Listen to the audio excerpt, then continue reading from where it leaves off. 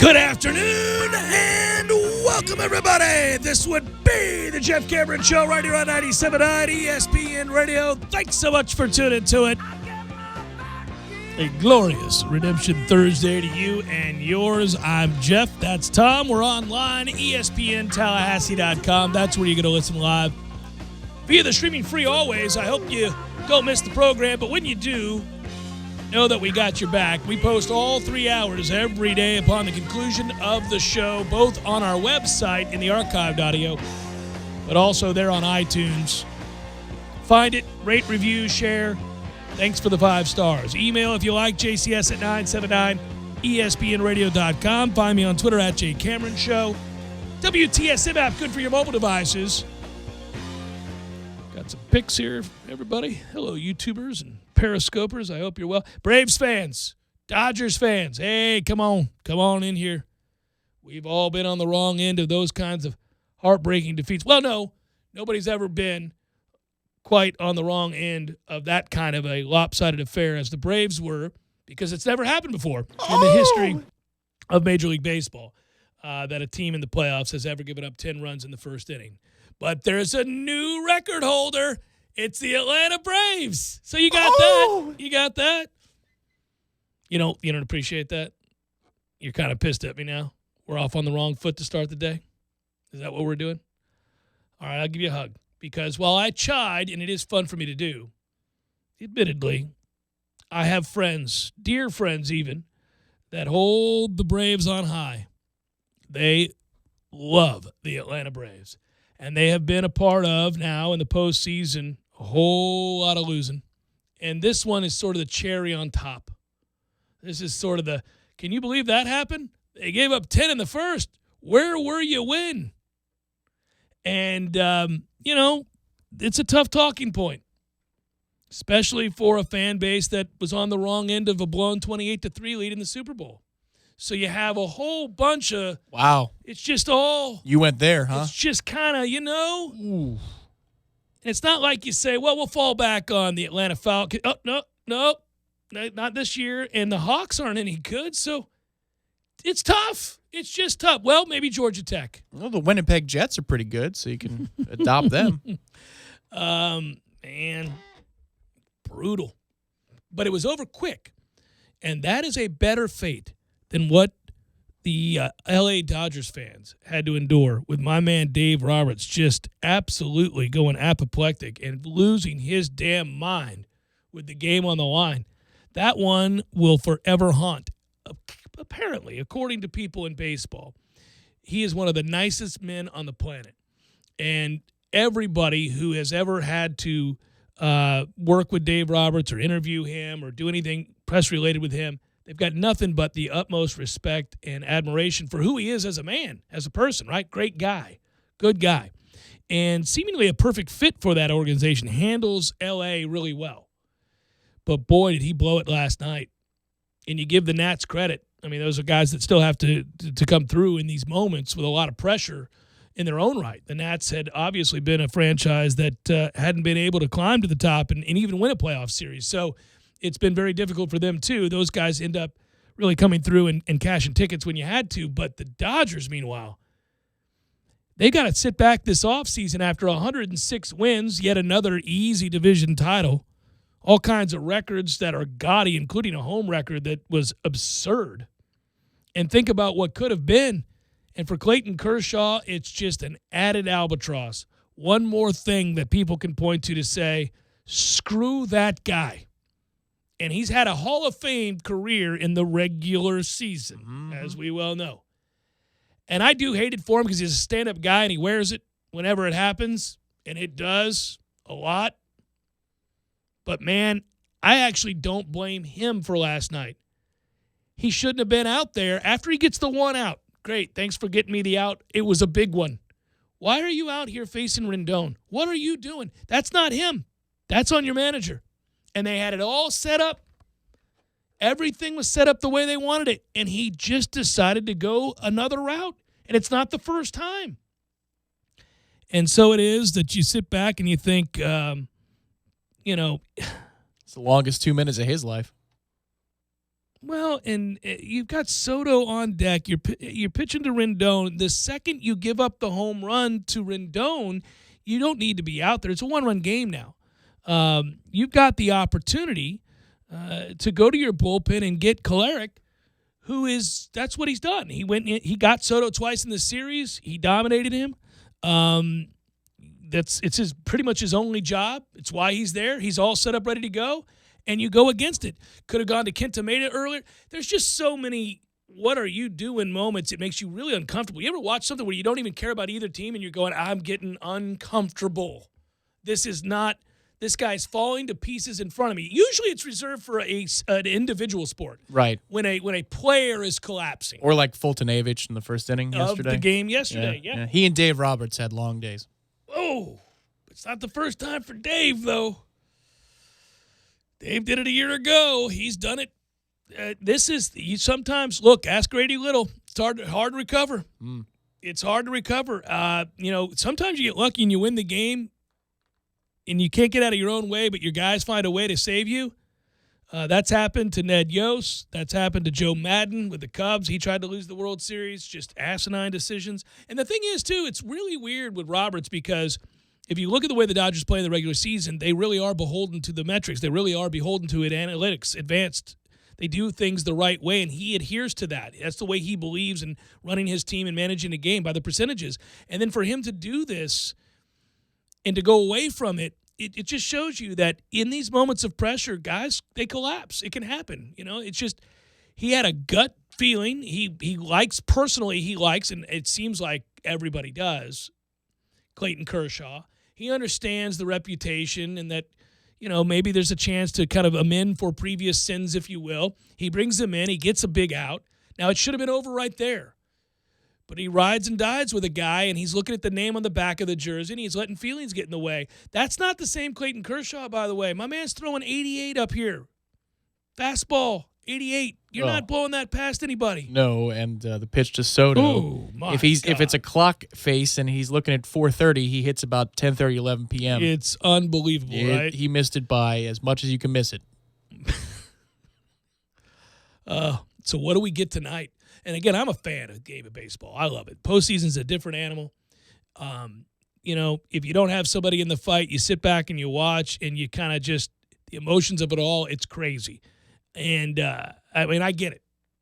Tonight I'm going to sit here and laugh at my organization. Okay, the Pittsburgh Pirates drafted both Garrett Cole and Tyler Glasnow in the same year, 2011, and they did a great job of grooming them, getting them set for tonight's big stage. I'll tell you what, those guys really were fostered into the league just well enough. And it won't be Glasnow's game until Cole comes out of the pen or vice versa. Yeah. This is it's taking place in Houston. It's just hilarious, right? I'm going to laugh at that. And then I said earlier today to a buddy, maybe Austin Meadows will hit a home run early on and complete the trifecta because, of course, he was a Pirate as well. In fact, he was the Pirates' top prospect given away in the Chris Archer deal. And take him.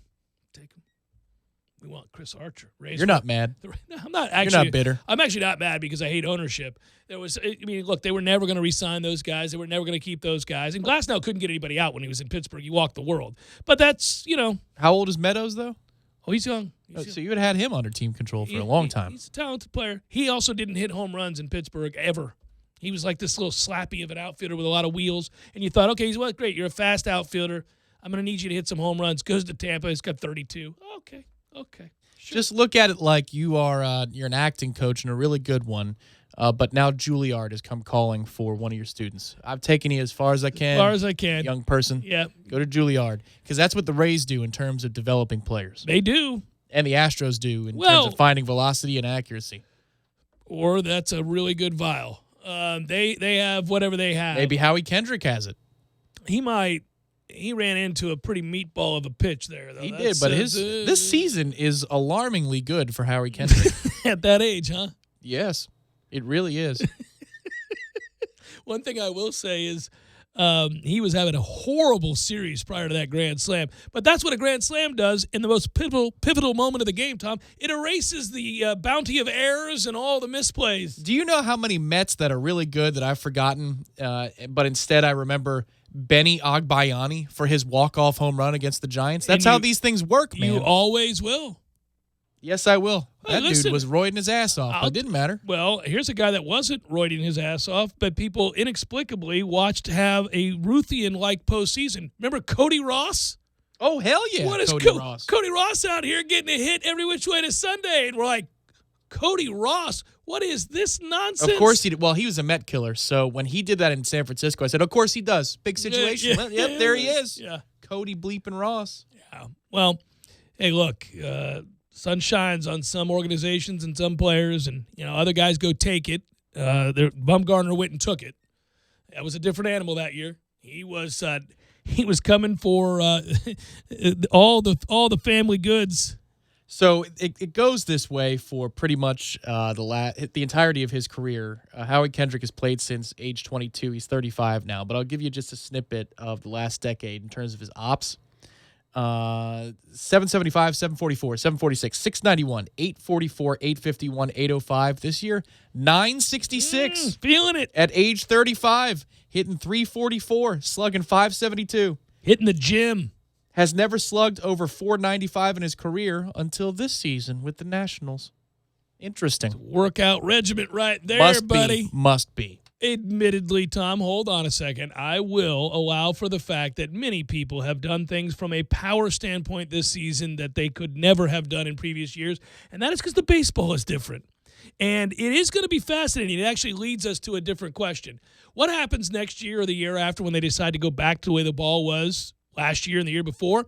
There are a lot of guys who are getting paid based on seasons they had this year, and they are forever thankful to Major League Baseball for juicing the baseballs because they are going to get paid an extraordinary amount of money for being a player they are not. And that's a real question for a lot of teams. And it's fascinating because that's the offseason for a lot of GMs now, and everybody's just about in the offseason except for these remaining teams in the playoffs. They have to decide long-term on deals for guys that had career power numbers based on the baseball. Well, I would assume that given the painstaking detail the Athletic Report did on the difference in the baseball from year to year, I think it's the last 3 or 4 seasons. So you're gonna argue that they'll be able to understand the science behind it and tell you that this is the percentage drop off based on what we know they're going to do to the ball. I would think you'd be able to weight it or factor it pretty simply with all of the details that come there. And baseball has different ways to arrive to that number too. You can look at average exit velocity of home runs. Yeah. You can look at the average distance of a home run, year to year. It doesn't give you a perfect idea, but it tells you how much to weight it down. 8%, 5%, whatever it is in home run distance. Yeah, I would think exit velocity would be a pretty big one here. I mean, you're going to take the ball's traveling further, but who gave themselves the most consistent opportunities because of well-hit right, and you could look at pitch velocity too if you want to and find a way to say, okay, well, if this dude hit 10 home runs and went just over the fence out of his 27, I ain't paying him. But if a guy like Pete Alonso or Josh Bell. Yeah, those are two gigantic men. Right. They're hitting the ball out last year, this year, next year, doesn't matter. Rafi Palmeiro, before he waved his finger at Congress, was famous for hitting first and second row home runs his entire career. He just found a way to get the ball barely over the fence. He also spent a good portion of his career in Baltimore where it's tiny. I mean, he can do a lot of things there. But the point being, I mean, all of these things are tracked. This is not guesswork anymore. So you can see that, dude got really lucky. Yeah, they got a bit. But if you're a young player, it's interesting. This is where it does kind of get messed up. I'll give you an example. Reynolds for the Pirates was on the verge of winning Rookie of the Year. Is a guy that didn't track the hit power necessarily, did hit a lot of doubles, is a strong-looking guy, and is awfully young, got to the majors and started hitting home runs. I think he was 17 or something like that as he was called up. Is he in his early, mid-20s? Yeah, he's early. So it's arbitration fighting, at least, rather than... I mean, that becomes an interesting, do we pay this guy? What are we going to do at some point here? Can he back... I guess they may get lucky. If he's under team control for 3 or 4 more years, you'll be able to see what happens. But you might have to bite it 1 year for arbitration because of the numbers. Yeah, there are players, though, who are in that window where teams don't have them under control and they got to make a decision, and they're young still. They're relatively young. Because, listen, we were talking before the show, you go through and you think about some of the youngest players that were doubles machines, and I brought it back to Buster Posey at Florida State. he did not project to hit home runs in the major leagues. He really, and he didn't in the minors either. And then he was a doubles machine here. Then his final year, he had a lot of home runs. But he didn't really in the minors, and they were trying to figure out what he was going to be. And then all of a sudden, boom, he figured it out. Now, he was young with a beautiful swing and a great work ethic, and he got bigger and stronger, and doubles became home runs. And he hadn't been beaten up by catching all year long yet. Yeah, and so he ended up becoming a guy that actually did have more pop than they projected. One of the reasons the Rays passed him by, they could have had him in Tampa, was they didn't think he'd ever hit for much power. Oops. It's one of the few things they got wrong, but yes. Oh, good God, yeah. One of the very few things they got wrong. Wagers, here we go. Redemption Thursday. Well, I'll get to it momentarily. How about we wait? There you go. There's the tease. I got the Florida State game in there. Let's talk Florida State Clemson in addition to these wagers. Is that happening this week? It is, man. I just I don't want – if you're a Braves fan and also a Knoll, and there are a lot of you out there, and or a Falcon and Buccaneers fan, this is hugs, man. This is hugs. Know, yeah. And we know because we're Buccaneers. Yeah. And the Mets aren't in the playoffs, and the Pirates aren't in the playoffs. Buccaneers with a Brave on top. Yeah, it's just like you could be a Met fan. So that's what I'm saying. You're a Met fan or a Pirate fan, you didn't make the playoffs. Yeah. So you're just like, now your football team you're unsure of. The Knolls we know aren't any good. And then I'm so glad my family moved to Tampa when I was a kid, or else I'd be a Jet fan. I would be a Met Jet. Oh, did I ever tell you that? I would be a Jet, not a Giant. Yeah. No, sir. I was saved. My dad did the right thing by taking the job. Oh, poor Jets fans. Just ass. My goodness. Jeff Cameron Show.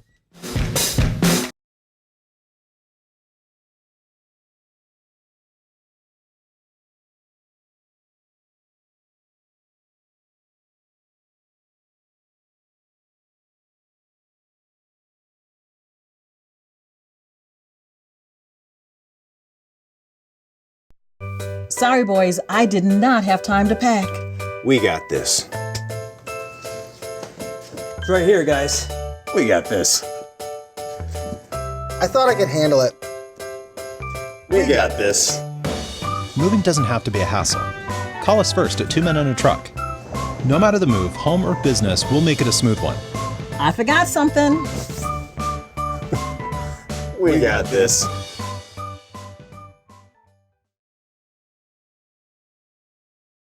Tallahassee's Sports Monster. Hey, Jeff, what's going on, man? Hello, Eddie. How the heck are you, buddy? I'm okay. I guess we got to do this commercial. Time for the bantering to begin. Yeah, but you know what, Jeff? I want something different now. You don't want to banter anymore? I enjoy the banter. I do. But I want theme music, Jeff. Gordo's needs theme music. Gordo's, the restaurant, the delicious food and the people and the atmosphere. Gordo's, not you personally, but Gordo's. Yes, I like Gordo's, not me. I mean, of course, I would love to have people following me around playing music all the time. Especially at Gordo's. It's always in my head. But I need something for Gordo's. I need to have something special, something that, heck, the King of the Hill has his own theme music. The Kids in the Hall. Why not me? Why not Gordo's? Why not Gordo's? All right, I guess I'm going to be looking for some theme music. You mean you're going to have Tom looking for some theme music? Yeah, I heard that. Yep, get on it, Tommy. Gordo's, bringing the flavor and flair of Cuban food to Tallahassee since 1996. Who's ready for the best wings in Tally and locally brewed beers? Hobbit American Grill is the place to be. They've been voted Tally's best wings again in 2018. Hobbit offers Bingo Mondays, happy hour all-day Fridays with craft beers on tap from all the local breweries. And the Hobbit is your home for all the UFC fights with plenty of high-def TVs for everyone. Be on the lookout for the food truck coming soon with the best lip-smacking wings in town. Hobbit American Grill, celebrating 40 years of serving great food to great friends for good times. For info on their hours and 3 locations, visit them online at myhobbitonline.com. Tallahassee Dodge Chrysler Jeep Ram is the Jeep headquarters of America. We've purchased over 100 Jeep Renegades, and they've all arrived and are on the lot for immediate delivery. 2018 Jeep Renegade Latitude with MSRP starting at $25,120. On sale now for $18,870. That's a savings of $6,250. A new Jeep starting at only $18,870. Those prices are unheard of and can only be found at your Jeep headquarters of America, Tallahassee Dodge Chrysler Jeep Ram. No other dealer can offer you this kind of savings. We buy in mass quantities and pass along the savings to you. 2018 Jeep Renegade Latitude, starting at $18,870. Payments as low as $299 a month. On the corner of West Tennessee and Capitol Circle, where we're right on the corner and always right on the price. Check us out on the web at TallahasseeDCJ.com. All prices include rebates and incentives plus tax, title, and dealer fee. State number 18J605. Must finance through Chrysler Capital and qualify for all rebates and incentives.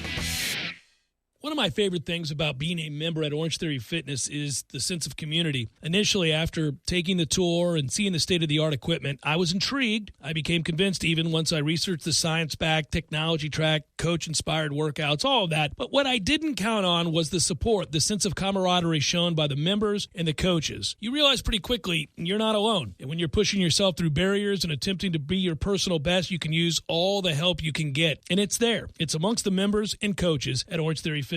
To learn more, go to orangetheoryfitness.com. It may technically be autumn, but DeWalt and Cornerstone Tool and Fastener are running out a sizzling hot sale. Cordless deals that can't be beat. If you buy 2 select tools, get a dual 5-amp starter kit free. If you want to go bigger and better, buy a 2-piece premium brushless hammer drill impact kit, and you can pick a select free bare tool and get a third 5-amp battery free. That's 3 tools, 3 5-amp batteries. Or buy a 3-speed brushless impact kit and get a second impact kit for free. Cornerstone Tool and Fastener, where the pros and serious do-it-yourselfers shop. Tallahassee location open Saturdays, 8 a.m. to noon.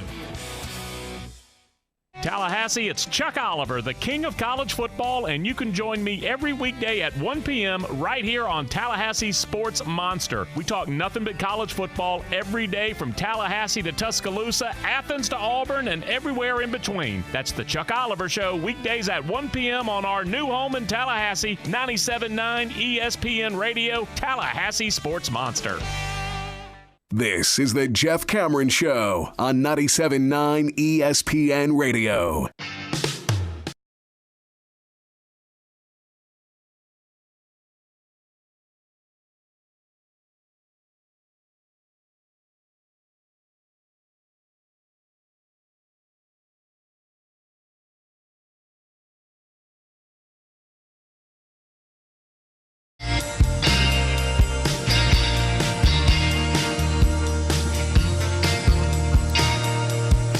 Looking at Clemson, number 8 overall S&P Plus ratings at 24.2. They would be behind Alabama, Ohio State, Oklahoma, LSU, Georgia, Wisconsin, and Penn State. There it is. I lay out the hope. Behind Penn State? Penn State's looked great. Yeah, they would be in S&P Plus ratings, but there's more football to be played. And, of course, should be noted that last year Clemson was 6th in S&P Plus heading into Week 7. No one stayed within 20 points of them the remainder of the season. They break late. Everyone knows this. Well, apparently they've been, they're kind of laying it out there that Trevor Lawrence was hurt. And I don't know. I mean, maybe, can he stay hurt? Can we stay hurt for one more week? But when did the injury occur according to them? Excuse me? Texas A&M. That doesn't make any sense. He's been running, and he's running recklessly since then. Yeah, bruised shoulder, and I guess maybe it's affecting accuracy down the field. I don't know. That's what they're saying. Wagers look like this. Tom, if there's one on the board, you're down 3 tall I'm down 3. Boys? 3 tall boys? 3 tall boys. Okay. I know. So when I have one that you like here, fire away, and we'll get after it. Navy pick 'em against Tulsa. Let's go, Navy. Make it happen. Love those helmets. Love those helmets for Navy. Duke minus 17.5 against Georgia Tech. Poor Georgia Tech. What a rebuild. Got to be tough. You walk in, you're like, okay, you guys are all set to run the option. We don't run the option. It's not what we do. That's not what we do. That garbage 1927 football is out of here. But, Johnny, I need you to be a drop-back passer. I think you got that in you. I need you to come up 4 or 5 generations worth of football in about 6 months. Need you to do it now. Can you do it? Yeah. So give me Duke to roll and roll big. Maryland minus 3.5 against a really reeling Purdue program that right now is, hey, listen, Brom's going to be fine. Good coach. Already did good things there immediately. Has a lot of guys hurt. Backup quarterback. Things are starting to come off the rails for him. Give me Maryland on the road to pound Purdue. Arizona State minus 1 against Washington State. They seem to be in disarray as well. Does Washington State? Defensive coordinator quit. Public shots being taken by Leach against his players and coaches. Okay.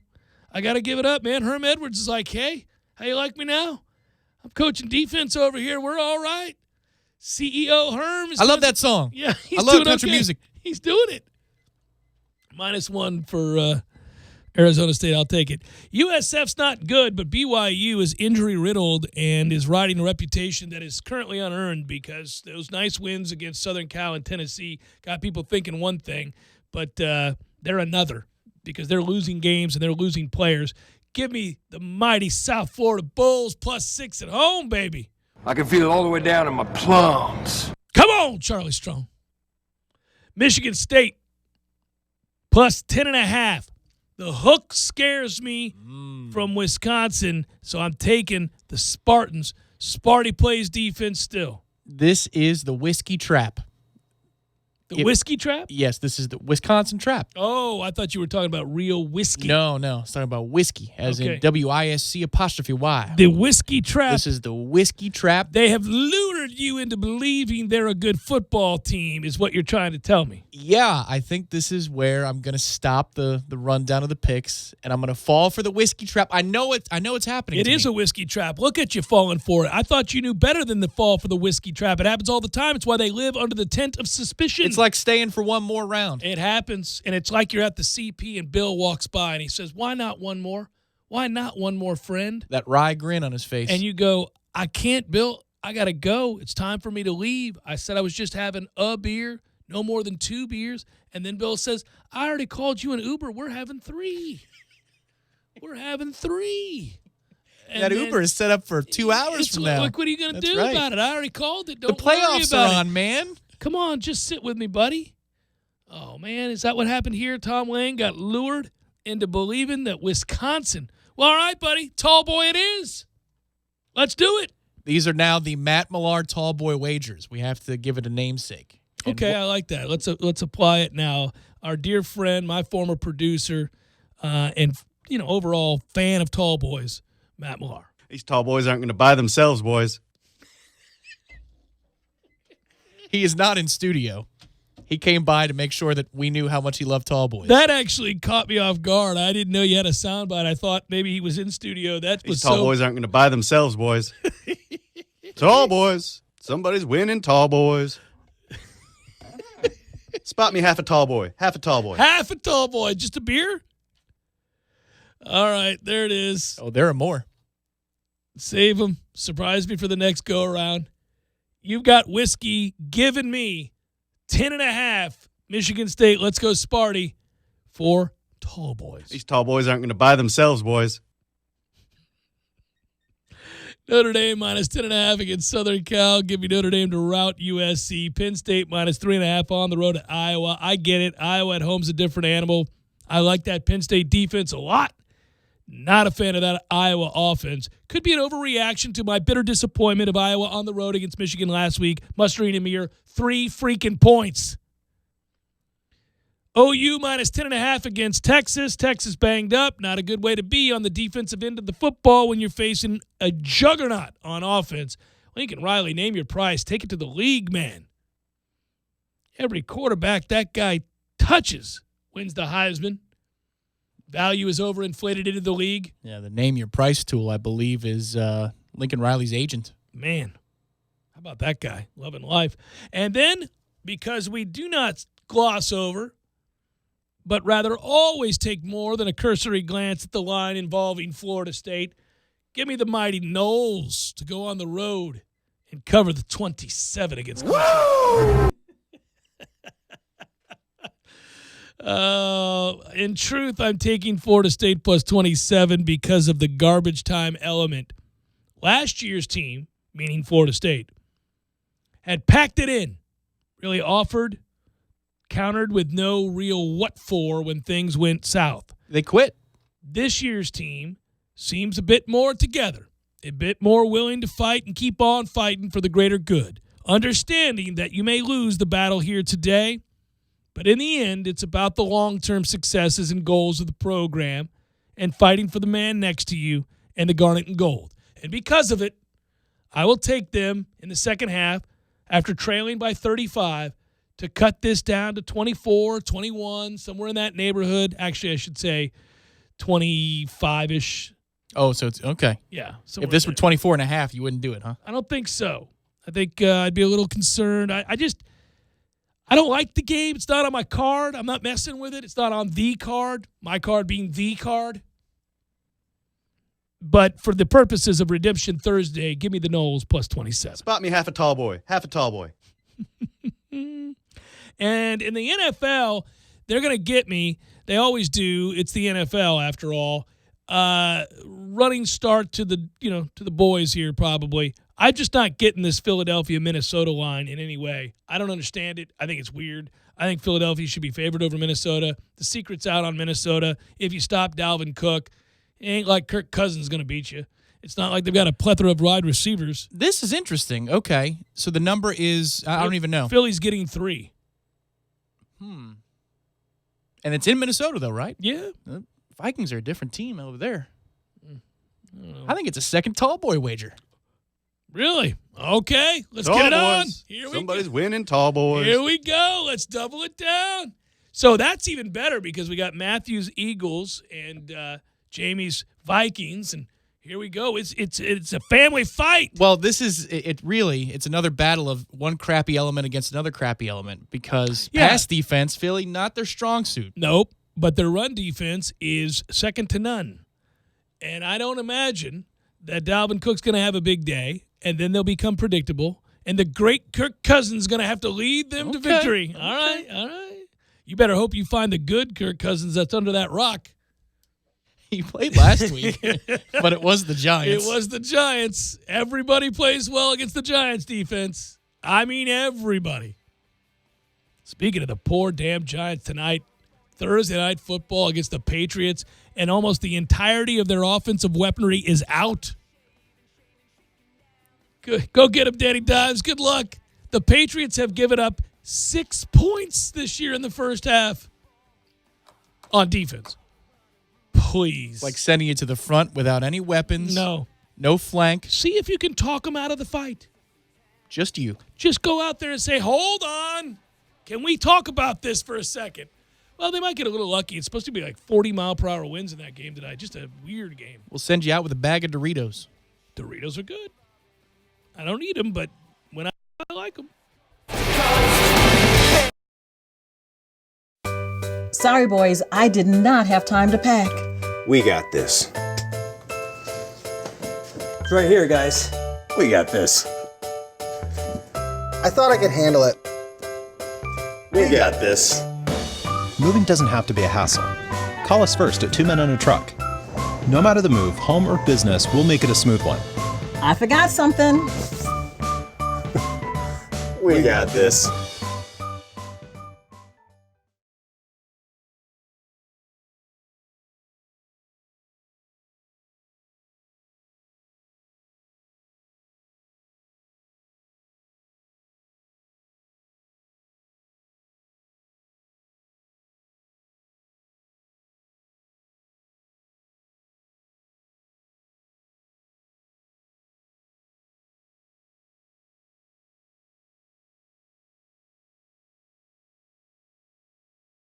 And the ESPN app. NFL ESPN's Adam Schefter reports Patriots running back Rex Burkhead not expected to play tonight against the Giants because of a foot injury.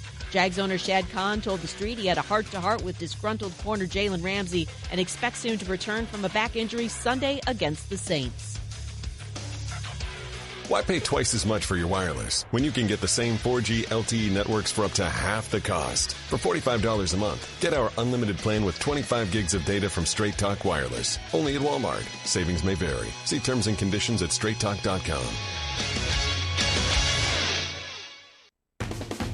The Friday Night Lights are back on Tallahassee's Sports Monster. Catch a full season of high school football action on 97.9 ESPN Radio. In broadcast partnership with a Varsity Sports Network. High school football on 97.9 ESPN Radio is brought to you by Barano Heating and Air Conditioning. Whatever your heating or cooling needs, turn to the experts at Barano Heating and Air Conditioning. 580-4029 and online at baranoac.com.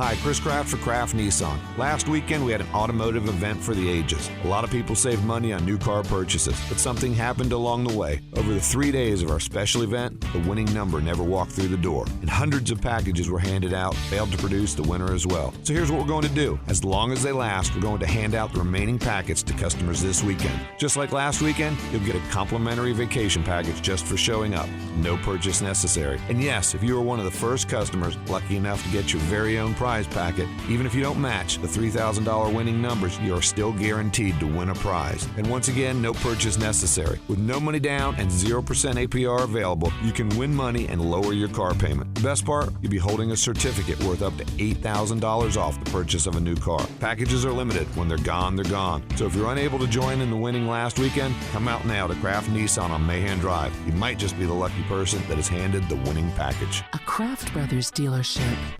It's bow time at Bojangles.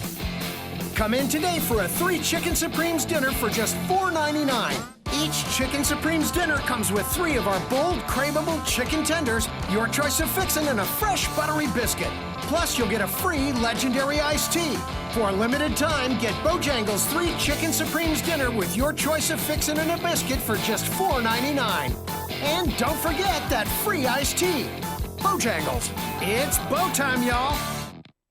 Football season is here, and you know what that means. Time to get together with friends over an ice-cold drink and some great food. What better place than Fire Betty's and Fox and Stag? They're expanding their food menus and would love for you to come over and give them a try, along with a unique craft cocktail or cold beer. Follow Fire Betty's, Fox and Stag on Instagram or Facebook for daily food and drink specials, as well as special events. Fox and Stag and Fire Betty's, located at the Manor in Midtown, serving food and drinks 6 days a week.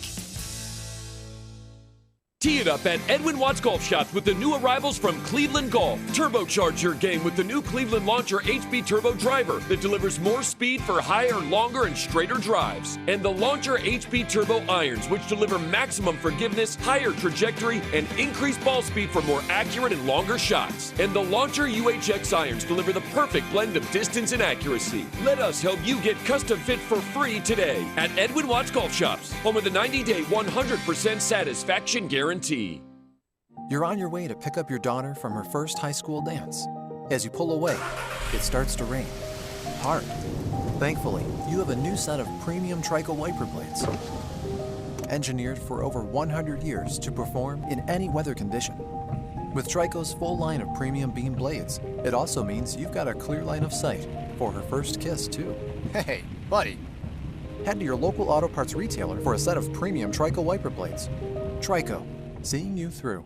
Times can be tough, but getting a late model car is easy at Champion Auto Sales. Champion Auto Sales can quickly approve you, no matter how bad your credit. Bankruptcy, repossessions, bad credit, no credit. Champion Auto Sales can have you riding today. Give them a call at 850-999-8395 or visit them on the web at championautofl.com. Their brand is quality and credit approval is guaranteed. Champion Auto Sales, 2754 West Tennessee Street across from TCC. Stop by today.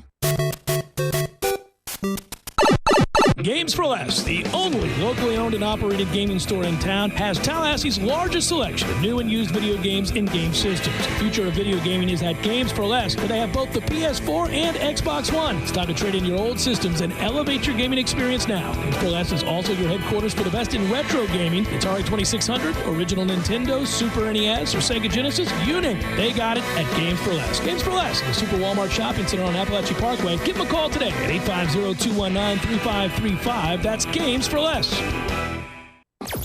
Broadcasting live from the Tallahassee Dodge, Chrysler, Jeep, Ram, Fiat studios in the capital city of Tallahassee. This is the Jeff Cameron Show on 97.9 ESPN Radio.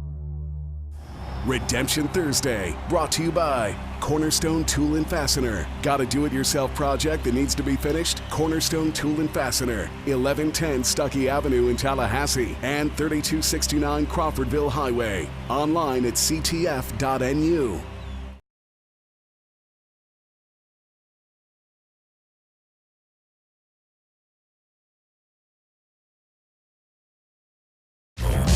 Man, you want to get nervous? When you're thinking about our game against Clemson on Saturday afternoon. A reminder, at 3:30 that game kicks off. We will be watching it at Hangar 38.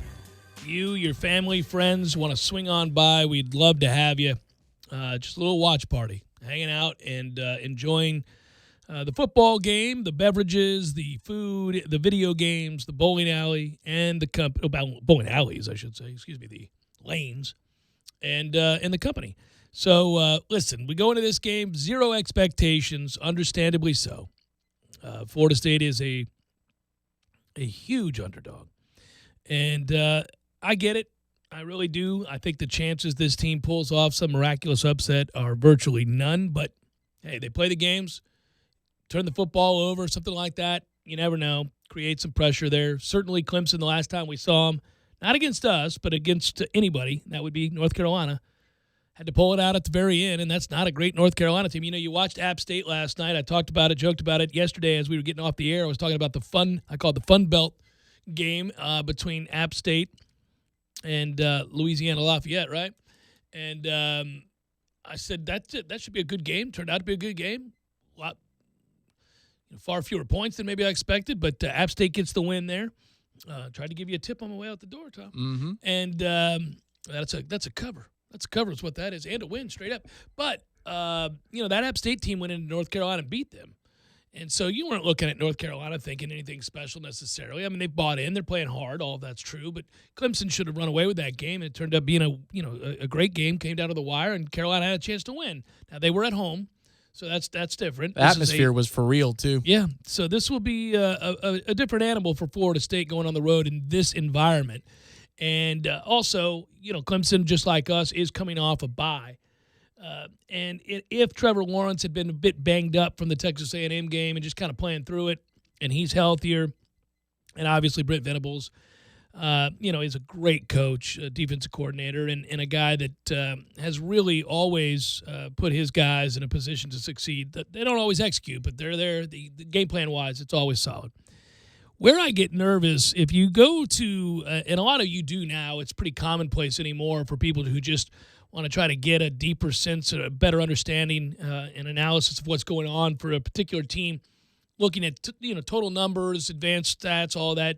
Go to Football Outsiders, places like that, and you're trying to find the advanced numbers, the S&P Plus and stuff like that, those kinds of rankings. One of the stats that was born out of all that is havoc rate. And first of all, I love the name of that stat. And for those that don't know, it's calculated by tallying the total number of tackles for loss, passes defensed, so like interceptions and breakups, and forced fumbles, and dividing it by a total plays by a team. Basically, as it is as it sounds, wreaking havoc, causing real disruption to an offense. And when you look at that, that's one stat. But a lot of times I like to go to it, and I find it a fascinating thing. And when you look at havoc rate with these two teams, man, Clemson creates it, and we give it up. I mean, we struggle. Florida State is 112th in havoc rate allowed. Clemson is 16th in havoc rate created. That's them having a really good defense and us having a terrible offensive line. That's how you arrive at that matchup, and the disparity being what it is. Now, in the run game, Florida State has the 82nd best rush offense. Clemson's rush defense on the season, 16th. Those are just overall stats. If you're looking at standard down success rates and all that, when you talk about staying ahead of the chains and behind the chains and all those kinds of numbers. Critical in this offense. Right, absolutely. Well, success rate is, for Florida State and your standard down, 95th in rush success rate. Clemson is 31st in rush success rate allowed. Explosiveness, Florida State is 50th in rush explosiveness. It's Clemson's 8th best against the run and not allowing rush explosiveness. All these, and you can find all these, and Connolly does such a great job with all this, and you look at Bill Connolly, he moved over from SB Nation to ESPN. Look, you can take as many of those numbers and stats and use them the way you'd like to. It's just a better way to inform your overall opinion of what a team is or is not. Any one stat isn't the be-all, end-all. It's the collection of all of these plus your standard numbers that really paint a bleak picture is all I'm saying. And, yeah, the game's got to be played. And it is played by human beings and kids in this case, oftentimes, young men who make mistakes and are, as I like to say, subject to the whims of emotion. But if we're just looking at these numbers, whether they're standard or advanced or any of these other things, it paints a very, very bleak picture for Florida State. So what you're saying is the advanced metrics match what the eye test would suggest, that we are mundane on offense at best. And they can be explosive on defense, although they're not as buttoned up as they have been in recent seasons. Well, when you lose all first-rounders along your defensive line, eventually you're gonna take a step back. Yeah. Not a giant one, though. No, not a giant because one at all. They recruit well. And they develop well. And they're coached well. Yeah, the last two being the more important, right? If you recruit at a mediocre, and by mediocre I mean 8 to 12 in the country. If you're a power program and you're turning out 8 to 12 in the country every year in terms of your recruiting class rankings, but you can develop among the best, if not the best in the country, what happens? Yeah. If you get one or two difference makers, say Deshaun Watson or Christian Wilkins or their current quarterback, Travis Etienne, it puts you over the top. But if you recruit, let's say, recruiting ranking number 3 and number 8, sounds familiar? This has been a talking point this week. Yes, it has. And you don't develop at all? And you have a glaring weakness at one particular area. Well, that's the biggest one, Tom. What happens? When I look at big picture stuff here, and listen, you know, we've been asked a lot. I was asked today, Chuck Oliver. I mean, we've all been wondering as Florida State fans, what's real, what's not. If you're wondering about this Florida State team, are they better than last year's Florida State's team? Yes, they are better. They're much better than they were a year ago. They really are. And there are numbers that prove that. But also, even though it's not scientific, watching them, you can tell they're better. They just are. They have a cogent plan on offense. They're not always able to execute it because of the offensive line. End of story. Their quarterbacks have a pretty distinct ceiling. They're not upper echelon quarterbacks. They're okay. With a team that was complete, you could win with them, but it's not a complete team because of the offensive line. So you know that their limitations come back to hurt you, married with a bad offensive line, and you're going to be pretty inconsistent. And yet, credit where credit's due, Kendall Briles, Randy Clements have done a very good job of scheming around that, creating a certain level of consistency in which you can depend on, you know, this offense to put together, whether it be 2 or 3 in a row, whether it be for a half, something in the way of points. You know, Florida State's going to put 28 to 31 somewhere. They're going to score some points. Against most teams. Against most teams they have. Now, where I wonder and what I've asked is, you know, where exactly are they and where have they improved and how much have they improved over these last 3 weeks? It started with Virginia. Going on the road there, they immediately got better against the run. They were much better on defense. One of the things that helped them in doing that is, well, they simplified the defense, A, and B, I think the other thing was they were facing a quarterback that isn't terribly consistent or accurate in throwing the football. So they wanted to stuff the run and dare him to throw it. The problem was they gave up such a huge cushion on defense that they didn't really ask him to make any tough throws. He could throw something underneath pretty easily, and we would allow for that to be complete and rush up and try to make the tackle. But we got them behind the chains, and we were able to kind of win our fair share of battles and create some 3-and-outs there because we had leverage. That was the first moment you thought, well, that's better. Certainly looks a lot better than it did in the second half against Boise State in the entirety of the UL Monroe game, right, where you got lucky to win. And then you looked much better defensively against Louisville. You do allow them to come back, and then there was a here-we-go-again moment. But they showed some intestinal fortitude. As a couple of incredible plays, too, for Louisville to climb back into that game. It's not like there were coverage busts and somebody was just wide open, nobody within 10 yards of them. You've got to throw over the top in good coverage, and you've got to throw it in the end zone to the left. That's, I mean... Yeah, couple bucket you allow throws. the leverage, but those throws were NFL quality. Couple bucket throws, right? Yeah, we see that, right? Well, all right, and then NC State. That game's close because their defensive line is killing your offensive line, but their quarterback, both of them, couldn't play. At least not in that game. We'll see what Bailey Hockman is now that he's had a full week in install as the starting quarterback. But he wasn't any good in this game. And Florida State pretty well figured out to do enough, to scheme around enough of what NC State was doing in winning those battles up front, to score enough and then allow defense to dominate 2 bad quarterbacks. So you went into the bye feeling better about yourself, 3 straight better efforts, 2 wins in that, and all of a sudden you think, well, okay, they're getting better. But when you go back and you look at the defense that Florida State will be facing this weekend against Clemson, this is a different animal. Florida State faced Boise State, who's currently 50th on defense. ULM is 123rd. Now, we lit them up, but still 123rd. Virginia is 23rd. Okay, all right, I like that. Louisville's 86th in the country on defense. Yeah, I believe that. Yeah, and NC State is 43rd. They're average. Their front line dominated our offensive line, but after that, they weren't very good. So that sounds about right to me, 43rd. Clemson's 10th with better players across the board and really good at linebacker. So what are we going to get? I don't know. This is a hell of a test. It's more of a test for the offense. I think, people expect the defense to struggle. But can the offense work around the offensive line such that, especially with James in at quarterback, such that you can get the ball moving with some kind of regularity? I mean, it doesn't mean that every drive has to end up with a touchdown, but are these all 3 and outs? I mean, how bad are we talking? What's the disparity here between what they have and what we have?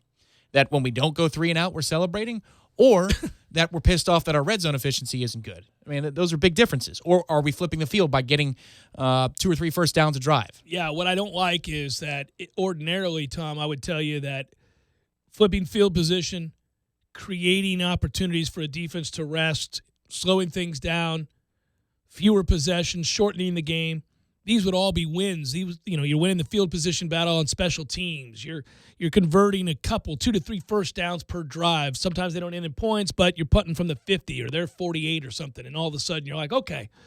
But that's not the way we play. It's not the way we can play. It's a boom or bust situation for Florida State, both on offense and defense. I don't think you can afford to sit back and allow Trevor Lawrence to get comfortable in the pocket. He's going to kill you. It's the best quarterback we've faced this year, probably the best quarterback we face all year, certainly. And if you just allow him to do that, you're dead. Then if you come after him and you can't get to him because they block it up, and I do fear we're not going to be able to get to him, then, well, now you've left your corners in one-on-one situations, and we've seen they can't really win that battle either. No. Not against these receivers. I think safety play's been a little bit better the last couple of games. It has. But still, the thing is, the game plan against Virginia, while it may drive you mad because the kid's not that good of a quarterback, in terms of what you're willing to give up, it is the smart game plan against Lawrence to sit back and make him throw checkdowns over and over. The kid's greedy. You might be able to get him to want to win it all on one play a little bit. That's in him. That does happen at times. I'm curious. The problem is the middle of our field. We don't drop at the correct depth often enough. So I feel like we're going to get picked on in the middle of the field. But he loves to throw outside the numbers and down the field. I mean, he gets off at those back shoulder throws. It's like he wants to rack up 10 a game. Phrasing was good there. I would tell you this, that I've been wrestling with the idea of, what do you do here? Because on the one hand, you're going to get your quarterback killed if you expose him, and you send a lot of guys out, But what are you going to just send out a guy? What are you going to send out 2 receivers and protect it up? What are you going to do on offense? No, this offense ain't about Max Pro that often, is it? No. You need your tempo to be your 6th or 7th blocker. You better win first down. You got to craft. Yeah, that's what it's about. You got to craft a first down plan that doesn't rely on you running Cam Akers up the middle. That'd be a whole lot of first down plans. You're right. You can't just run the ball. You're not going to win that battle. So, I get why James is starting. I really do. I hope he comes out accurate. I hope he's not rusty. He's missed a little time. We had the bye week. I hope he's ready to go because you got to win that first down in the air. A question for you on the other side of the top of the hour would be, obviously Alex is in by drive 3. He has at least one, probably third drive of the game is when he comes in. Who gets more reps after that point? I'll answer it when we come back. Jeff Cameron Show, 97.9 ESPN Radio.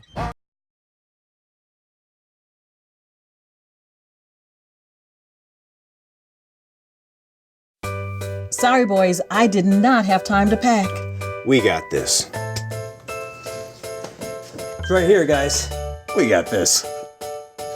I thought I could handle it. We got this. Moving doesn't have to be a hassle. Call us first at 2 Men and a Truck. No matter the move, home or business, we'll make it a smooth one. I forgot something. We got this.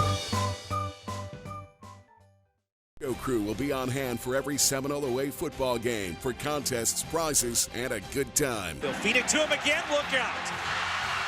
Touchdown! So when the Noles hit the road, join us at Hangar 38 in Bannerman Crossing, the exclusive watch party headquarters for 97.9 ESPN Radio, Tallahassee's sports monster.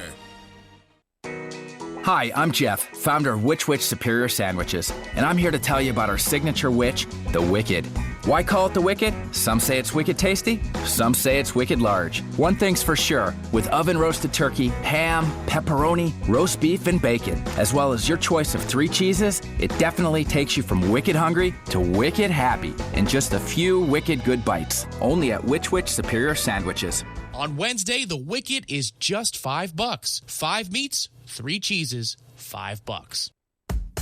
Your next haircut now has a shortcut. Introducing the Sport Clips Haircuts app. That's right, now the cut you want is just a tap away. Just download the app, check in at your neighborhood Sport Clips, and choose your Guy Smart stylist, and you're done. We'll text you when your stylist is almost ready. Then head to Sport Clips for a championship haircut experience. It's home field advantage for your hair. No appointment needed. Just download the Sport Clips app and check in. And don't forget a beard trim. Sport Clips. You choose the cut, we cut the weight. It's bow time at Bojangles. Come in today for a 3 Chicken Supremes dinner for just $4.99. Each Chicken Supremes dinner comes with 3 of our bold, craveable chicken tenders, your choice of fixin', and a fresh buttery biscuit. Plus, you'll get a free legendary iced tea. For a limited time, get Bojangles 3 Chicken Supremes dinner with your choice of fixin' and a biscuit for just $4.99. And don't forget that free iced tea. Bojangles, it's bow time, y'all.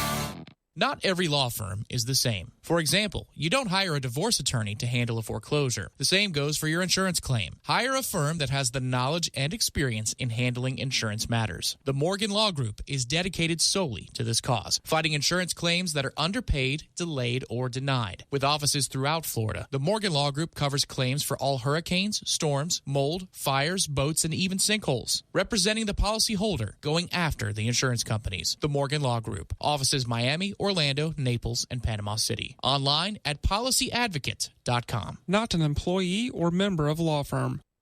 Take a step toward updating your home with exclusive life-proof vinyl plank flooring from the Home Depot, starting at just $3.19 a square foot.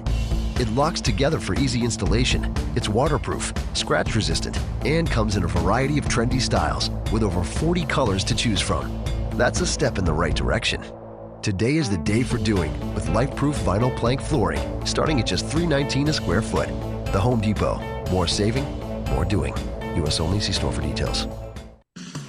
Who's ready for the best wings in Tally and locally brewed beers? Hobbit American Grill is the place to be. They've been voted Tally's best wings again in 2018. Hobbit offers Bingo Mondays, happy hour all day Fridays with craft beers on tap from all the local breweries. And the Hobbit is your home for all the UFC fights with plenty of high-def TVs for everyone. Be on the lookout for the food truck coming soon with the best lip-smacking wings in town. Hobbit American Grill, celebrating 40 years of serving great food to great friends for good times. For info on their hours and 3 locations, visit them online at myhobbitonline.com. Driving every day from the Tallahassee Dodge Chrysler Jeep Ram Fiat Studios. This is 97.9 ESPN Radio, WTSM, Woodville, Thomasville, Tallahassee. ESPN Radio Sports Center. I'm Christine Lisi. Right now, for the 3rd time in 2 days, there is a winner-take-all matchup in Major League Baseball's postseason. The Astros will host the Rays in the decisive Game 5 in the American League Division Series. Houston sending co-ace Garrett Cole, 17-0 his last 23 starts.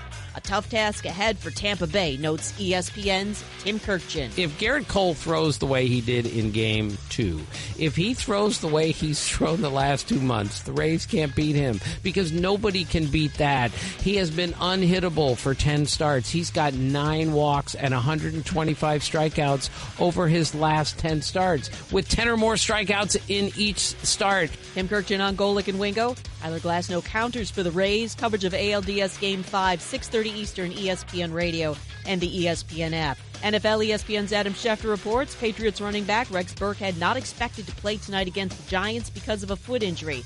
Jags owner Shad Khan told The Street he had a heart-to-heart with disgruntled corner Jalen Ramsey and expects him to return from a back injury Sunday against the Saints. Why pay twice as much for your wireless when you can get the same 4G LTE networks for up to half the cost? For $45 a month, get our unlimited plan with 25 gigs of data from Straight Talk Wireless. Only at Walmart. Savings may vary. See terms and conditions at straighttalk.com.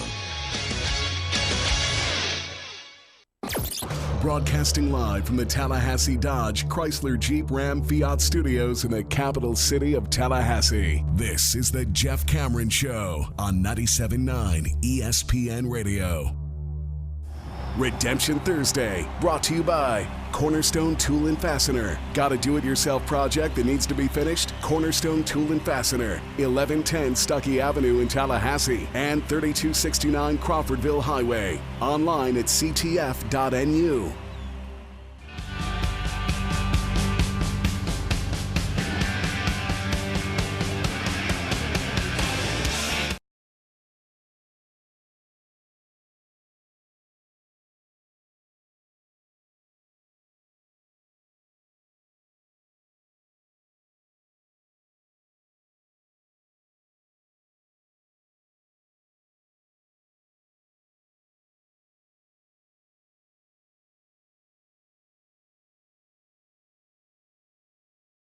ESPN Radio. Hello. Good redemption. Happy redemption. Joyful redemption Thursday to you and yours. Hang in there, Braves fans. Hang in there, Dodgers fans. I don't feel for Dodgers fans. Whatever. Got $1 gazillion. Choke every year after winning 100 and whatever games. I'm not worried about you. Inside joke real quick, and you'll get this, and we'll move on. But there's another one, apparently. There's another one. Oh, it's even better. Yep. Oh, that's even better.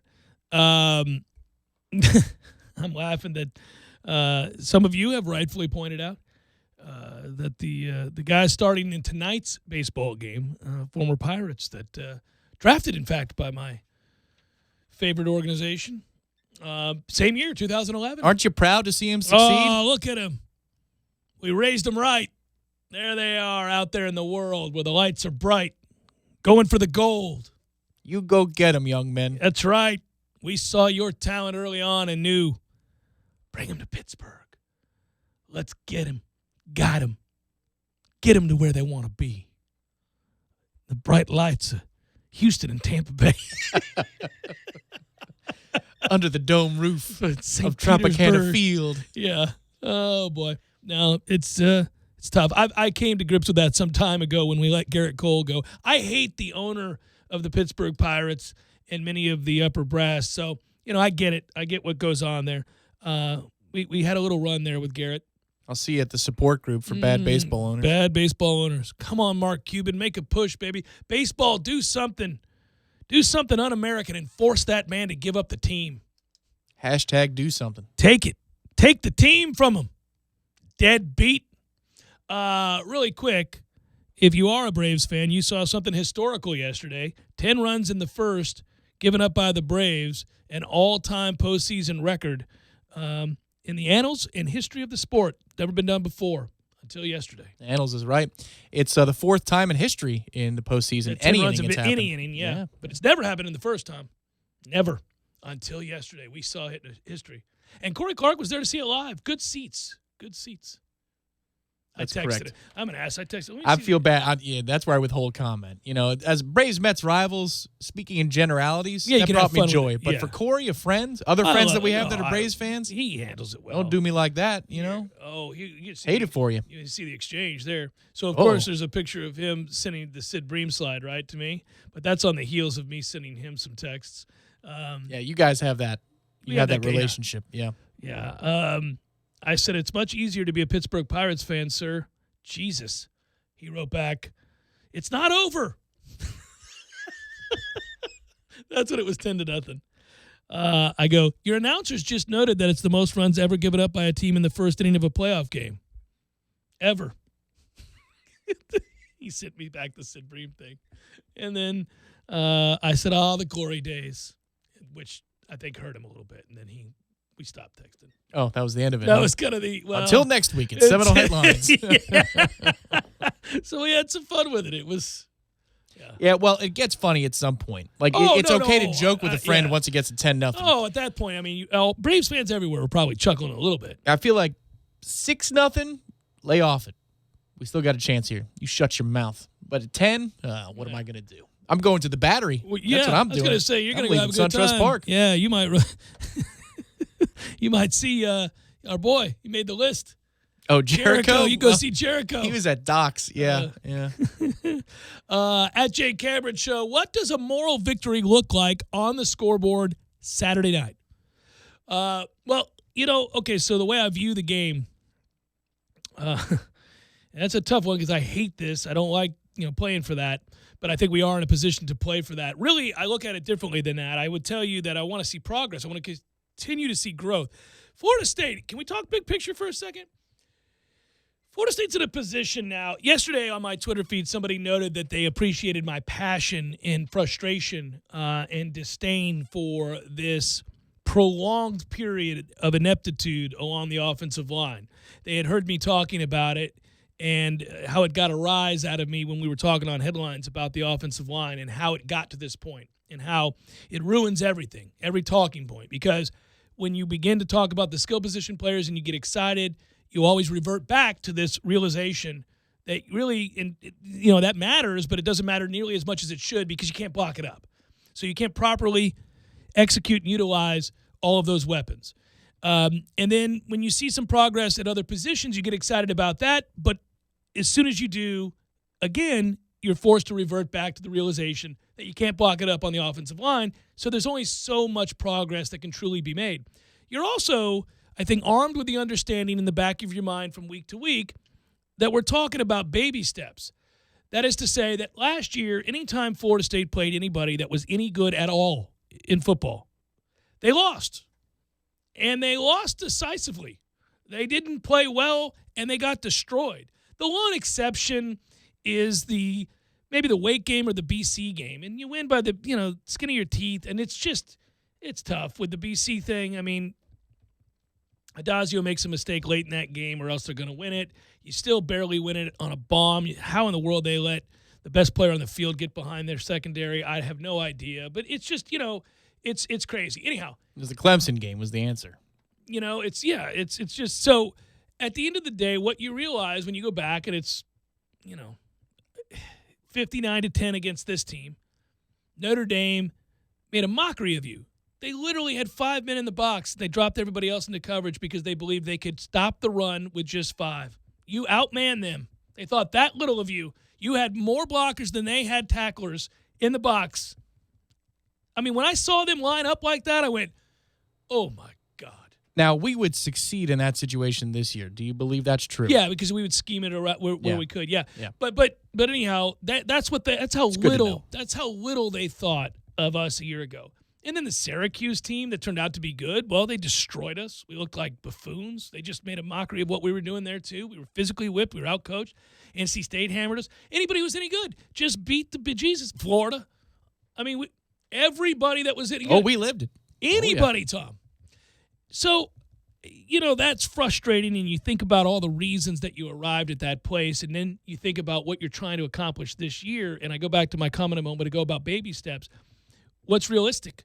Well, we're not realistic. We're passionate creatures as fans, and we're not realistic. We want what we want, and we want it now, and it's hard to wrap your mind around the truth, which is that you can't have it because you have one pretty good offensive lineman who's going to be really good, and it's a good thing you hit on him, Dante Lucas. We got that one right. But when you look in the coffers, when you look in recruiting, when you're trying to find the next great player at that position, and we have a need for 4 more, they're not out there. They're not in this next recruiting class. And if there is a kid or two that you like, and there are only 3, if there are a few that you like in that group, you have to realize they're not instant impact players. They're not Dante Lucas. You got a couple 3-stars in there. It's going to take some time. That's not traditionally a position where somebody can just come in and play. So that means they're not going to be great next year. They're not. And they're probably not going to be very good the following year. Maybe the next year they'll be average on the offensive line, maybe even decent. That's what Clemson week does. It makes you look at the long term. Well, but because it certainly isn't about the 60 minutes on Saturday. No, but so to the guy's question and what that is, to Ryan's question and what that's about, all right? It's about having a realistic expectation going into the game on Saturday, knowing what I just laid out there is the truth, and that you can only scheme around so much. Kendall Briles told you that this week. Every OC under the sun would tell you that. I can only do so much. Now, yes, last year the difference is they didn't do anything. Now, they've done something about trying to scheme around the weakness that they have up front, but it still doesn't fix your problems to the extent that you can go in there and realistically be in a game like this. And I think a pretty sizable percentage of our fan base kind of anticipates this game being fairly close in the fourth quarter, and, man, it ain't going to be. That's why they're going to buy an all-you-can-play $20 card at Hangar 38 on Saturday. Who gets more reps after Hornibrook comes in, third drive? This is the question at the end of the hour. What do you think? I don't think it matters. I don't think it matters. But it does for Wake, doesn't it? Because let's say Hornibrook takes over 2 out of every 3 drives from that point forward. Now you have a real quarterback controversy, assuming the game isn't already 40-0 at that point. I'm just assuming you need them both, man. I think you need them both. I don't know. I don't know. Listen, we forget this, and I want to point this out too. James Blackman was playing the best game of his season when he got hurt. When you go back and look at that game, remember what we talked about this a couple of days after it happened. When I went back and looked at it, I went, oh, damn. James was playing the best he had played all year long when he got hurt. That's unfortunate. Well, the drive after Hornibrook's 2-play drive that scored the touchdown, which is the second score of the game, that's the most impressive drive of the season for James. But he still, when it comes to giving the ball to Cam or keeping it, he has issues guy with that. Seems to have that. No, Alex isn't great at it either. I was going to say, listen, they both we've talked about They're not the quarterback for the system. No, they're not the future. And you know the guy that's coming in probably is in Sims. And so again, we're forced to talk about next year and the year after. That's what we're forced to do. And I would tell you that what I think that looks like is that it is still a game in the third quarter. Ryan asked the question, what does a moral victory look like on the scoreboard? Well, I tend to look at this as progress. I want to continue to see progress and growth within reason, understanding that they can only get to a certain place with a line that looks like that, with the deficiencies there. So can we not be down 35 points at half? Can this be a reasonably well-contested game into the middle of the third quarter? Because if the answer is yes, I'll take that. I'll take that. Now, I don't like saying that out loud. Yeah. That doesn't feel good. No, it doesn't. But hey, listen, you got to confront this reality. I think if you're going to be in the game, and here's a different way to put the question, if you're going to be in the game in the third quarter where it's reasonably close, how are you going to get there? Is it going to be because the offense is scoring points? I think a couple big plays. I think you can hit something over the top with Terry. I think you got a chance, perhaps, to maybe hit something underneath and have a kid make somebody miss and go.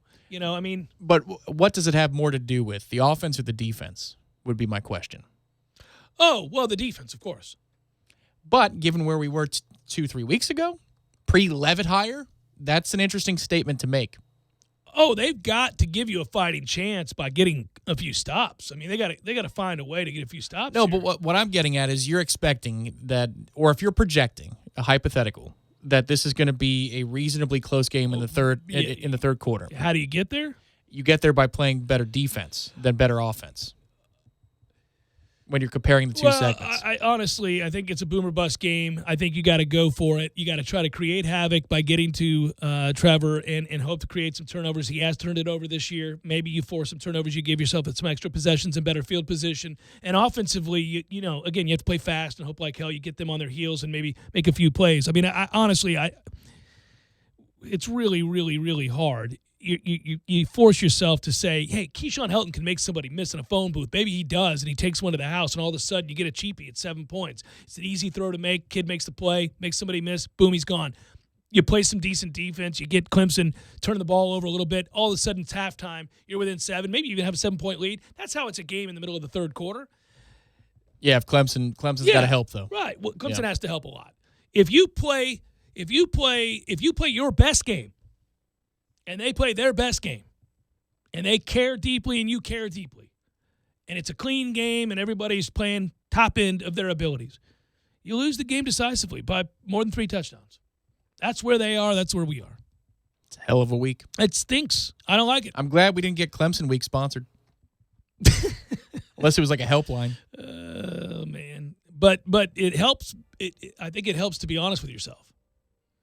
Now, one thing's true, man. Again, upsets happen in college football. Weird things happen, especially in college football. Weird things can happen, and you see a game go a certain way, creates game pressure, intensity levels rise, maybe you get a little lucky. I think if we're looking at each other as Knoll fans in a group at Hangar 38 on a Saturday, around the late part of the third quarter, we just got the ball back, goes to TV timeout, and we all share the look of, well, I mean, we're here. It's because the defense rises up and plays a game that doesn't resemble what we've seen. They stop ATN and they force Clemson to be one-dimensional. And they throw cover the ball for once a little bit better. It's easier to cover if you know it's coming. Yeah. And if you stop the run, you absolutely know what's coming.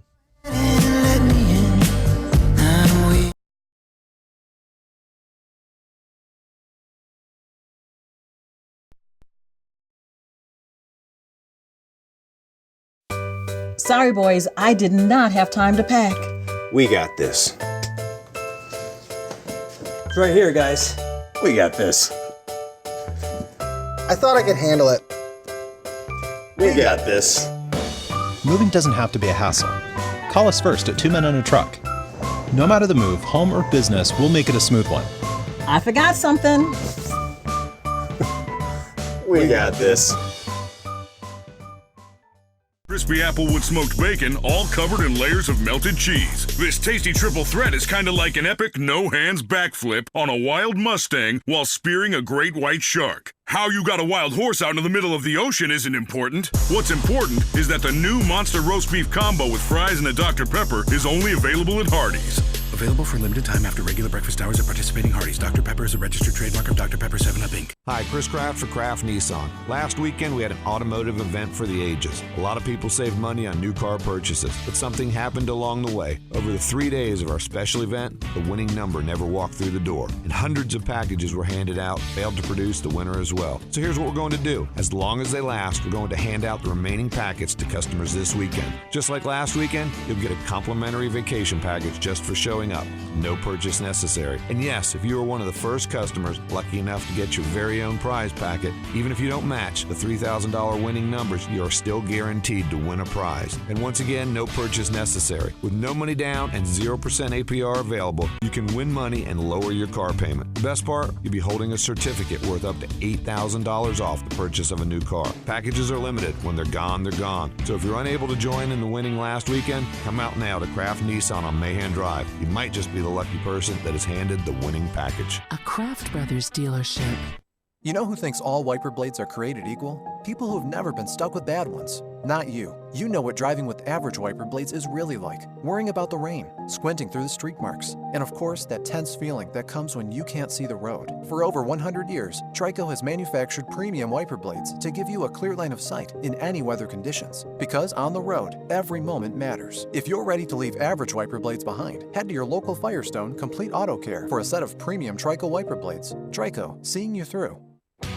It may technically be autumn, but DeWalt and Cornerstone Tool & Fastener are running out a sizzling hot sale. Cordless deals that can't be beat. If you buy 2 select tools, get a dual 5-amp starter kit free. If you want to go bigger and better, buy a 2-piece premium brushless hammer drill impact kit, and you can pick a select free bare tool and get a third 5-amp battery free. That's 3 tools, 3 5-amp batteries. Or buy a 3-speed brushless impact kit and get a second impact kit for free. Cornerstone Tool & Fastener, where the pros and serious do-it-yourselfers shop. Tallahassee location open Saturdays, 8 a.m. to noon. Hi, it's me, your nose. I'm so congested. Use the Vicks Sidex nasal spray, would you? Mouth breather. Yeah, the Vicks Sidex nasal spray. Starts working in seconds and lasts for up to 12 hours. I can breathe again. Vicks Sinex nasal spray is incredible. I feel like a whole new nose. Oh, let's buy a new car so we can smell it. Oh, we're really breathing now. For nasal congestion relief, get Vicks Sinex and breathe freely fast. Use as directed. One of my favorite things about being a member at Orange Theory Fitness is the sense of community. Initially, after taking the tour and seeing the state-of-the-art equipment, I was intrigued. I became convinced even once I researched the science-backed, technology-tracked, coach-inspired workouts, all of that. But what I didn't count on was the support, the sense of camaraderie shown by the members and the coaches. You realize pretty quickly you're not alone. And when you're pushing yourself through barriers and attempting to be your personal best, you can use all the help you can get. And it's there. It's amongst the members and coaches at Orange Theory Fitness. To learn more, go to orangetheoryfitness.com. Hi, I'm Jeff, founder of Which Superior Sandwiches, and I'm here to tell you about our signature witch, the Wicked. Why call it the Wicked? Some say it's wicked tasty, some say it's wicked large. One thing's for sure, with oven-roasted turkey, ham, pepperoni, roast beef, and bacon, as well as your choice of 3 cheeses, it definitely takes you from wicked hungry to wicked happy in just a few wicked good bites. Only at Which Superior Sandwiches. On Wednesday, the Wicked is just $5. 5 meats, 3 cheeses, $5. Times can be tough, but getting a late model car is easy at Champion Auto Sales. Champion Auto Sales can quickly approve you, no matter how bad your credit. Bankruptcy, repossessions, bad credit, no credit. Champion Auto Sales can have you riding today. Give them a call at 850-999-8395 or visit them on the web at championautofl.com. Their brand is quality and credit approval is guaranteed. Champion Auto Sales, 2754 West Tennessee Street across from TCC. Stop by today. The Friday Night Lights are back on Tallahassee's Sports Monster. Catch a full season of high school football action on 97.9 ESPN Radio in broadcast partnership with a Varsity Sports Network. High school football on 97.9 ESPN Radio is brought to you by Barano Heating and Air Conditioning. Whatever your heating or cooling needs, turn to the experts at Barano Heating and Air Conditioning, 580-4029, and online at baranoac.com. This is the Jeff Cameron Show. Jeff Cameron Show on 97.9 ESPN Radio.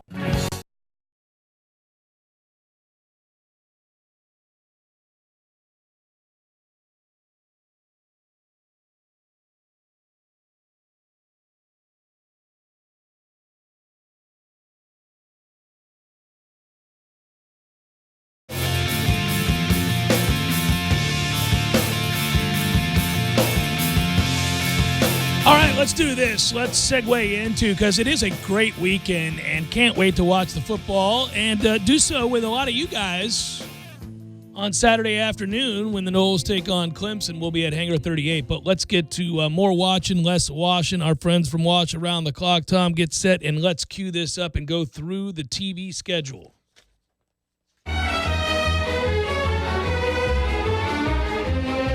Jeff, what's your plan with all of this laundry? Not my job. Excuse me, get off the couch already. Wash Around the Clock's got it.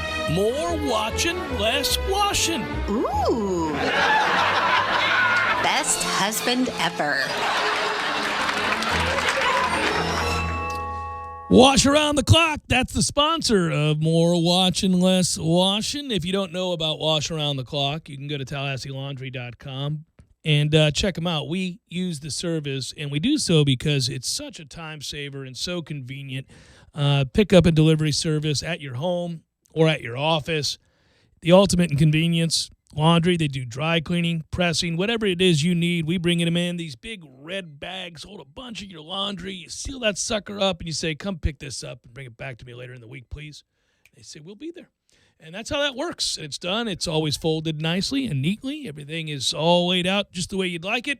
And then you do it again the next week, and you're thinking to yourself, I'm not wasting away my days or my weekends doing a bunch of laundry. And if you're like me, and I got a lot of laundry because of the kids, then you're gonna have to figure out a time. And that's time is money. You could be doing something much more enjoyable. Not in football season. You're not finding much time. Yeah, that's true. So anyhow, that's Wash Around the Clock. Now, that said, I am kind of curious. Hey, by the way, thanks to the intern who noted that Toledo is at Bowling Green at noon.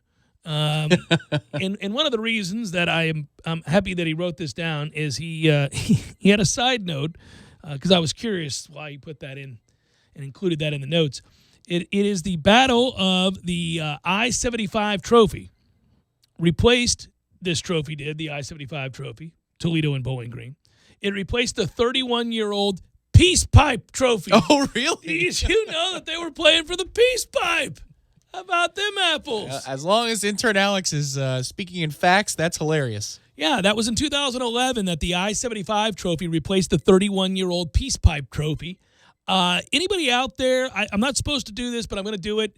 If you're a Toledo or Bowling Green guy, and I once had a Bowling Green guy send me a shirt, and I wore that shirt proudly. Now, that was long before we had our YouTube feed, but I used to wear that shirt all the time, and I loved it.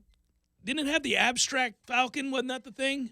I don't recall that shirt. It was a great shirt. Bad I'll go radio. find it. I'll go find it. But anyhow. Yeah, sure as hell. There it is, the Peace Pipe Trophy. Yeah. You think the intern's just going to go rogue on us? I think that's a hell of a random fun fact that'll make him crack up if he was. It's awesome. By the way, don't cave. Don't cave to public pressure there. Weed is about to be legalized all over the country, and now you're getting rid of the Peace Pipe Trophy? What are you doing? According to the Wikipedia page, another reliable source, the Peace Pipe Trophy award was discontinued after the 2010 meeting between these two teams. Yeah, there it is. He's got it in the notes right here, buddy. And so now it's the I-75 Trophy. By the way, Bowling Green has never, ever won the I-75 Trophy. And guess what? They still won't after this Saturday because they are awful. One of the worst teams in college football. If you wanted to watch the game, you could. CBS Sports Network at noon. Lock and loaded for the Toledo Bowling Green matchup, everybody. Tonight, Syracuse at NC State. What say you? I say Syracuse getting the points there, by the way. I say Syracuse has improved a little bit, right? Isn't that the talking point around that program? They're getting 4.5. If you force me to do it, I'll go ahead and take Syracuse here. I've seen NC State with my own eyes, but I have not seen them prepare for a game with Hockman in the game install preparation. Going with Bailey there.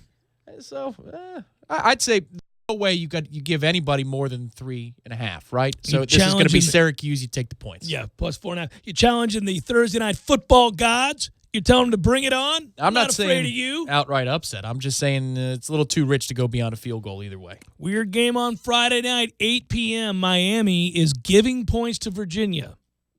What is up with that? It is just striking to read that aloud. Well, Lee Sterling will be able to weigh in on that one tomorrow. I want to hear it. Better coach team, Virginia. Better defense, Virginia. Not front seven, though. Yeah. Miami doesn't play well together. Miami's linebackers are good. And you've got a bad offensive line. Well, both teams have terrible offensive lines. What am I saying? It's a better quarterback, Virginia. I just don't. More to win, more to lose. Nkosi put some zip on those passes last week.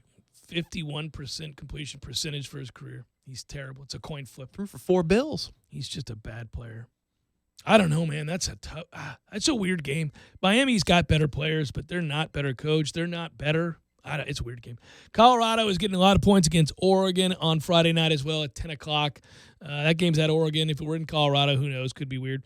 That'd be a fun hippie fest right there. Colorado and Oregon. There's a lot of hacky sack kicking around there. I don't know. There's a lot of hate in Colorado, right? Well, it was weird. It was. But we're not hippies like they are, and the Oregon folks are. So that's just like a hippie love fest right there. Welcome in, brothers. Yeah, the Oregon tailgate scene was pretty chill out in Pasadena. I would think the Oregon tailgate would be great, right? I mean, there weren't people playing like death metal and raging out there in the parking lots. I wouldn't think. Saturday, anything that you love? Yeah, Red River at noon.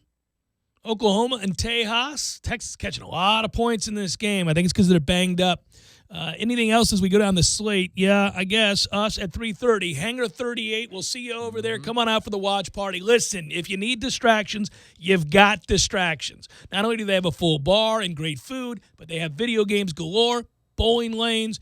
If things start getting a little dicey, if things get a little loose, you just take it on down over there to the bowling alley or to whatever video game you want to play. You sip on a cold one and just figure out that, hey, look, the good things in life take time. Got to persevere. Got to work at it. I'm not going to get immediate gratification here with my Knowles, but I'll distract myself and have fun with my kids with the video games. Well, yeah, and a little secret, if you're the guy who takes Saturdays off from doing family stuff during the morning and afternoon hours, here's your chance to say, I'll take the kids up to Hangar 38. You win points, yeah. You win points, And Yeah. you get to have your cake and eat it too. Michigan State and Wisconsin are on at that same time. That'll be on one of the other televisions. I think an interesting game because it's a perfect letdown spot is that Cincinnati-Houston game. If you want to engage in schadenfreude, Jimbo Fisher is taking on Alabama. That number is only around 18. 18. I immediately Give or jumped. take? I took Texas A&M plus 18 as soon as I saw the line. At home, Alabama will run the ball. Alabama's a weird team. Everybody rips Clemson. I just want to say this. Everybody rips Clemson for their schedule. Alabama's schedule sucks. They've played nobody. Go look at their schedule. They've played nothing. Garbage. Refuse. They've played nothing. Good use of refuse. By the end of the year, they're going to be playing LSU and Auburn. By the end of the year. But as of right now, nobody. Nobody. They've got some issues defensively. They do. They do. Now, they're loaded offensively. That receiving core is absurd. I'm not trying to explain that Alabama's bad. They're not. They're just not the juggernaut they've been before, and they got some issues. But they're so good offensively, they got a bit of an issue. They're so good, they got to figure out what they want to be in those big games. Like, what do we want to do today? And do we stick to it, or do we panic and come out of it? Kind of a good problem to have, I suppose. But it can be a huge problem when you're facing somebody good enough to beat you. Rise up like an LSU. Maybe with that defense, the way Alabama's playing, LSU can drop 35 or 40 on them. Kelly Mond can complete a forward pass to a wide open receiver. This game could get interesting. I mean, I don't like that number. That's a big number. Give me A&M at home there. I mean, look, I'm not rooting for it, but sounds like it. Sounds like you're rooting for it.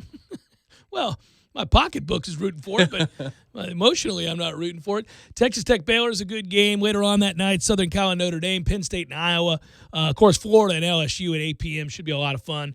And then we conclude the night if you want to with a little Hawaii, Boise State, West Coast action. That's what you do right there. That's more watching, less washing from our friends at Wash Around the Clock. You want to learn more about them? TallahasseeLaundry.com. Jeff Cameron Show, 97.9 ESPN Radio.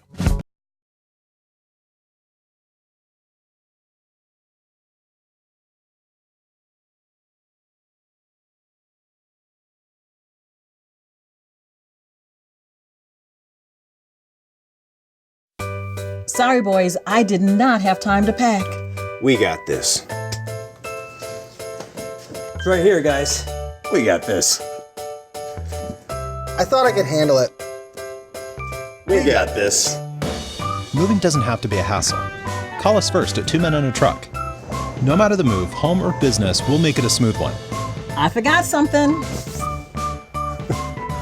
We got this.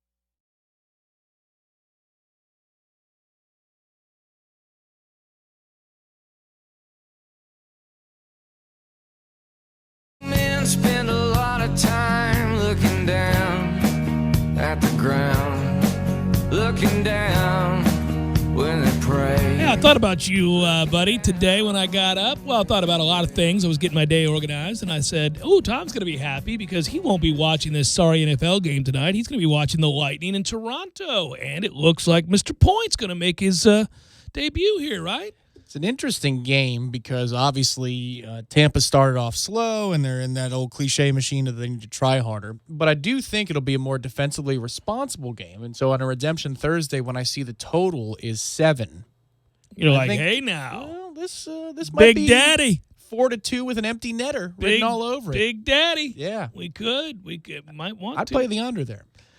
I like that you would do that. I knew you'd get froggy it wouldn't take long. Once hockey's back, you're in. There's no getting around it. Hey, by the way, you know what's something that Big Daddy's keeping a close eye on? I don't know if you paid attention to this. I have, solely because I am a degenerate, but it has been riding to the over every which way to Sunday. Anybody that takes on the sorry-ass Kings, they can't get stops. You know, Quick's given up 14 goals in the last 2 games. Has he really? 14 goals. It's hockey. 14 goals. When things go bad for somebody like Kevin Quick, or Jonathan Quick, excuse me. Call him Jerry Quick. Yeah, well, call him out of the league quick.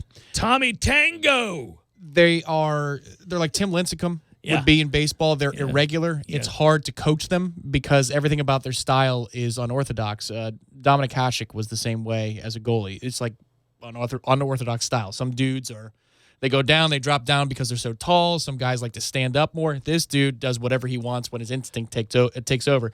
So he sucks right now. I usually don't see a bounce back from a dude like that in a situation like this. Yeah, you want to know the scores of the LA Kings game so far, Tom. This is why if you're early on wanting to hammer something in honor of Big Daddy J, hammer the overs on any game involving the LA Kings. Their scores so far this year, they lost 8-2. They won 4-3 and they lost 6-5. So they're playing 1984 hockey. It's crazy. Yeah. They're just giving it up left and right. They are not good. It is. It's something, and it's something you can rely on early in the year until he figures it out, baby. It makes the hand motions for the camera. He's got the fist pump going. I'm celebrating. I'm doing this. I'm like, hey, you try to find things early on in the season. It's all you can do. And right now, what I've found is the Kings suck. That's what I've found. And they're a sieve. Meanwhile, the Bruins are about to go out to start the year and win 4 straight road games and a hellish start to the season with a schedule. They do that. They can have the regular season title. Go for it. Well, we win the regular season title every year. That's You're right. Let somebody else do it. Go take it, Boston. It's yours. Hey, so, I mean, listen, those are big wins for them early on. That's a crazy schedule to start. They just screwed them right out the gates here. I got to tell you, my enthusiasm level is not where it needs to be. You know what's great? I've watched and have taken in, big picture, more hockey so far in the early season than you have. That's true. That's true. I've taken in next to none. Next to none. Some Lightning. So let me ask you, Braves fans, Dodgers fans. Dodgers. Will you be that way next year? I mean, with yet another division title and a whole lot of nothing to show for it? Is that how that works? It's worse with the Dodgers because they win the division every year. Going away. Yeah, the Dodgers example is much more like Tampa, 1-1. The Braves are still on the way up. The window is widening. The problem is the Braves, unfortunately, get tagged by the previous history where, I mean, they have the one from 95 and nothing else. And so here they are now, just like last year, kicking ass. Chance to do it. Yeah, they don't appreciate things like Mets fans do. When we won the division 15, I was thrilled. I bought that shirt. To a Braves fan? Well, no, I think if you're a Braves fan, you got to stockpile those things because you're not picking up any World Series championship shirts. That'd be their whole wardrobe for the last 30 years. You got it. There you go. You got the division champion shirts. Would you just wear the 95 one every day?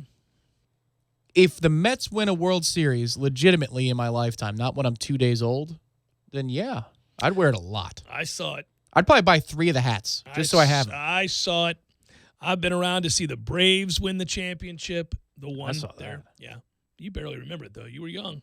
You were 9 years old. Tom. Yeah, but I remember that was NBC. NBC was the partner of MLB at that point. Say you were awfully young. You were in your early baseball liking days. That's a long time ago. The first Yankees title was I could see that a little bit more clearly. I remember Charlie Hayes catching the ball. 96. 96? Yeah, they won in 96. That's right. Because then they who won in 97? The Marlins, and then the Yankees go three-peat through 2000 and then lose the Diamondbacks. But I remember Charlie Hayes catching the ball in foul territory next to third base. Yeah. I always liked Charlie Hayes.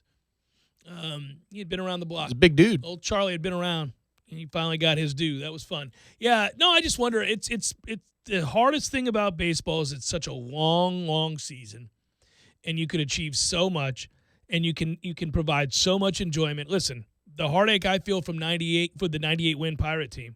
You know, they get screwed in this silly wild card thing where you play a one-off. You lose to a team that won you lose the division after winning 98 games in the toughest division in baseball, and you don't win the division because the team that did won 100 games. It's just brutal. But if they win that game, I do think they probably go on to win the World Series. I'll never know. We'll never know. Would have been a matchup against the Mets in all likelihood in the NLCS. Yeah, I like that matchup. We swept the crap out of the Cubs. That was fun. But that was the year we owned you. In the regular season. Well, I'm saying we did. It was a bad matchup for you. Our pitching staff was really good. But Daniel Murphy was born. I mean, I'm not kidding about that.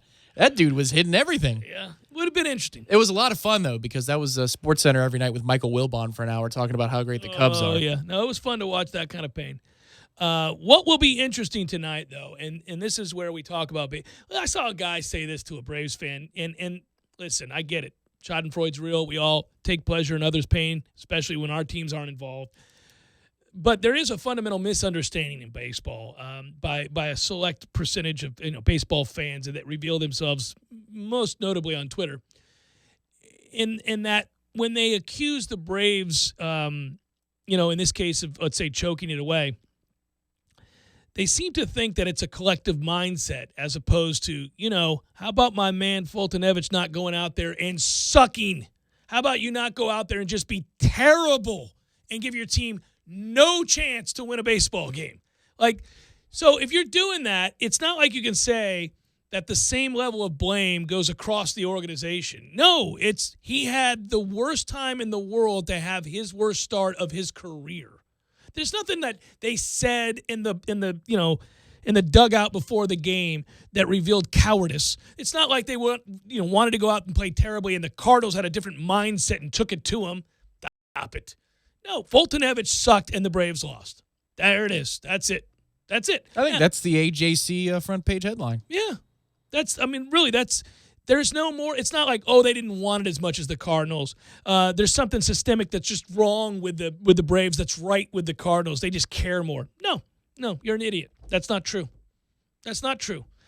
Baseball is a weird, funny, effed up game in which if the Astros lose tonight, now they've won a World Series. They got champions all over the place. They lose to the Rays. Chokers up 2-0. Yeah, if they lose to the Rays tonight, and they probably won't. They blew it. But if they lose up 2-0, turn around and lose to the Rays, they must not have wanted it. They just lack a killer instinct. There's an organizational problem. Stop it. They're soft. It's like our culture today. They're very soft. It's just people try to apply sort of a football mentality to the way they view their baseball teams, and they do it here too with the Knowles. Yes, it's crazy. You can't watch things in groups, even basketball. If you're playing on the road at a mid-level ACC like Louisville, so you got a road game against Louisville, and then you got a home game against Duke, and you go 0-2 for the week. I mean, that can happen around here. Yeah, but if and when it happens, people flip the hell out on a Monday and say, "Well, see, we need to get a new coach in here because that's unacceptable." Yeah, it's we're at the Yum Center and we just hosted Zion, man. Stuff's gonna happen. It's weird too when you hear it because you're like, man, you are really disconnected about the sport and how it works. Like I'm not telling you that I know game in that sport than almost any other, and it's the starting pitcher. And if he can't get anybody out in the first inning, you're going to lose. I mean, if all of a sudden you're down 10-0, now there's an error in there. I got it, but or the pitcher in general, right? The pitcher in general, because Braves fans would say, well, 8th inning, we know all about that. 9th inning, you got it. No, but obviously, when your starting pitcher in the final game of the series goes out and promptly, and what's so weird about that too, he's right off the bat he's got an opportunity to get a quick out, and then there's the walk, and so immediately things change about the overall tenor of the game, the feeling of the game, because it's a 1-2 pitch that is really close, and it's 2-2, and then you go away and it's 3-2, and then you miss and it's 4, so you've walked the leadoff hitter. Well, that's never a good start. They gave you an out on a sacrifice bunt in the first, which is actually quite stupid, but they do it. They're playing for 1 run. What they're telling you in that moment is they think Flaherty's going to pitch a shutout. If they're bunting with nobody out and a runner on first in the first inning, they're telling you we're playing for 1 run in the first inning, which, raise an eyebrow, we're playing for 1 run here because we think our pitcher is better than yours and he's probably going to pitch something close to a shutout, and every run is at a premium. The only out he got is a sacrifice bunt. That is correct. So, again, that's not a collective mindset of the outfielders, absolutely, the infielders. It's that they gave manager. up the chop. The cowards. Absolute cowards. Oh boy, but it's I will say, I did laugh. I just read about 6 or 7 Cardinal fans go, well, you guys have never had, the intestinal fortitude, the toughness to step on a neck when you have the opportunity. Ugh, okay. That's what it is. So the other guys that weren't with the Cardinals in previous seasons, like Paul Goldschmidt and guys like that, they just get into the organization. They feel different. Nobody pulls the lever on a slot machine like a St. Louis Cardinal. Oh, my goodness. It's the best. Final hour, forthcoming. Stay with. Sorry, boys, I did not have time to pack. We got this. It's right here, guys. We got this. I thought I could handle it. We got this. Moving doesn't have to be a hassle. Call us first at 2 Men and a Truck. No matter the move, home or business, we'll make it a smooth one. I forgot something. We got this.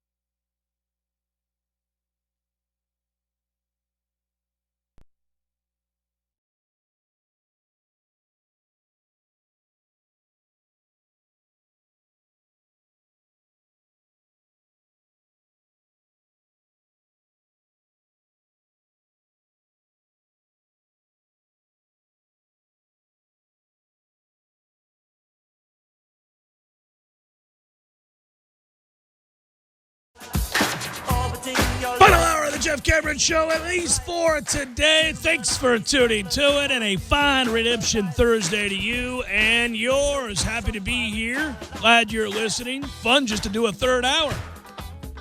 Goodness, we've been cut off, passed over. And then the Braves said, here's your grand reward. We'll give up 10 in the first. I don't think we're going to be cut off by Braves baseball anytime soon. Whoo! My goodness gracious. I don't know, man. I don't know which is worse. What happened to the Los Angeles Dodgers last night, watching the manager go into a free fall and really forget everything he knows about baseball, situations, managing, the way he handled the regular season, all of it. And you collapse late, this after a 106-win season, this after a prolific run at home in which they were like 55-20, whatever. I mean, they were unbelievable. Nobody could beat them there. And you just forsake it all. You got you got everything you want. There it is, 3-1. It's all your 6 outs. You got it. And you've got it set up the way you want with your righty-lefty split. It's all right there. You wonder how it happens. He's done it before. He did it last year. You wonder how it happens sometimes when it tends to stick with us, and I'll get back to the Braves in a second. That's just a guy falling to pieces in the first inning, and then the game's over. But when you see it happen more than once, one of the things that happens where guys end up losing their jobs, so see Grady Little, when you make an error and you go against the book and you do something based on your gut, and that's what this had to have been. You a lot of times you'll see managers do it just because they fall back on the greatness, the historical greatness of a given player. So the situation doesn't win out. Pedro Martinez is Pedro Martinez. I'm going to bank on Pedro Martinez, even though there's ample evidence right now that anything over 100 pitches he's shot. Small window Matt Harvey, 2015 World Series. Yeah, been there. It's just, it happens. It seizes these guys, right?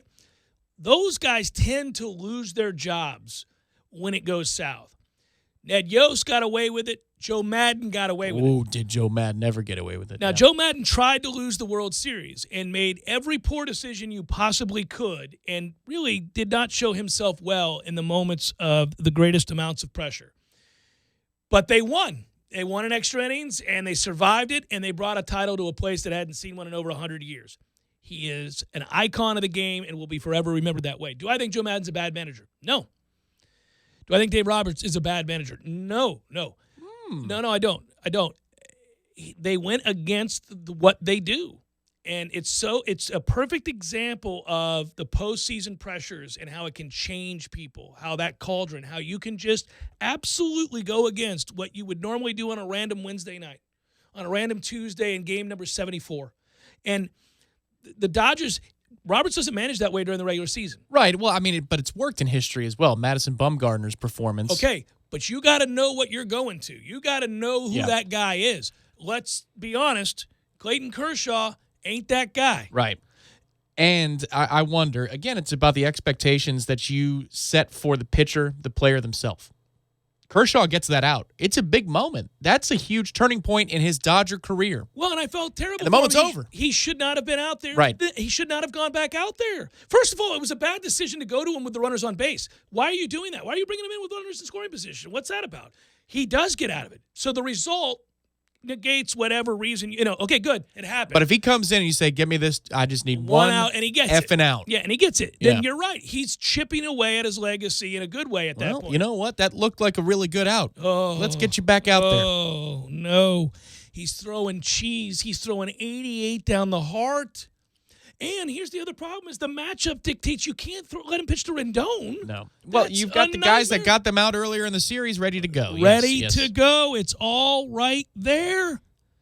And he now has to wear – those quotes don't make any sense. I'm reading – I want to get to these Dave Roberts quotes.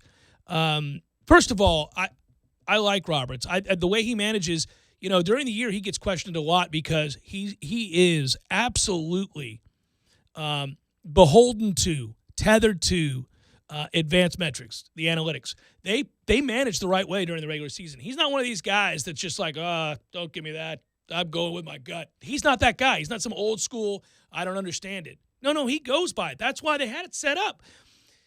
But in this case, his love of Clayton Kershaw and his appreciation for Clayton Kershaw and the legacy of Clayton Kershaw and the Hall of Famer that his regular season tells you he is, all of his regular seasons combined, led to him making an emotional decision and not one born out of the analytics. And then it starts to collapse, and you have to manage against the worst-case scenario, and now he's panicked, and everything about what he did there speaks to panic. You know, you're right, Tom. Get the out and go on. You've got it set up.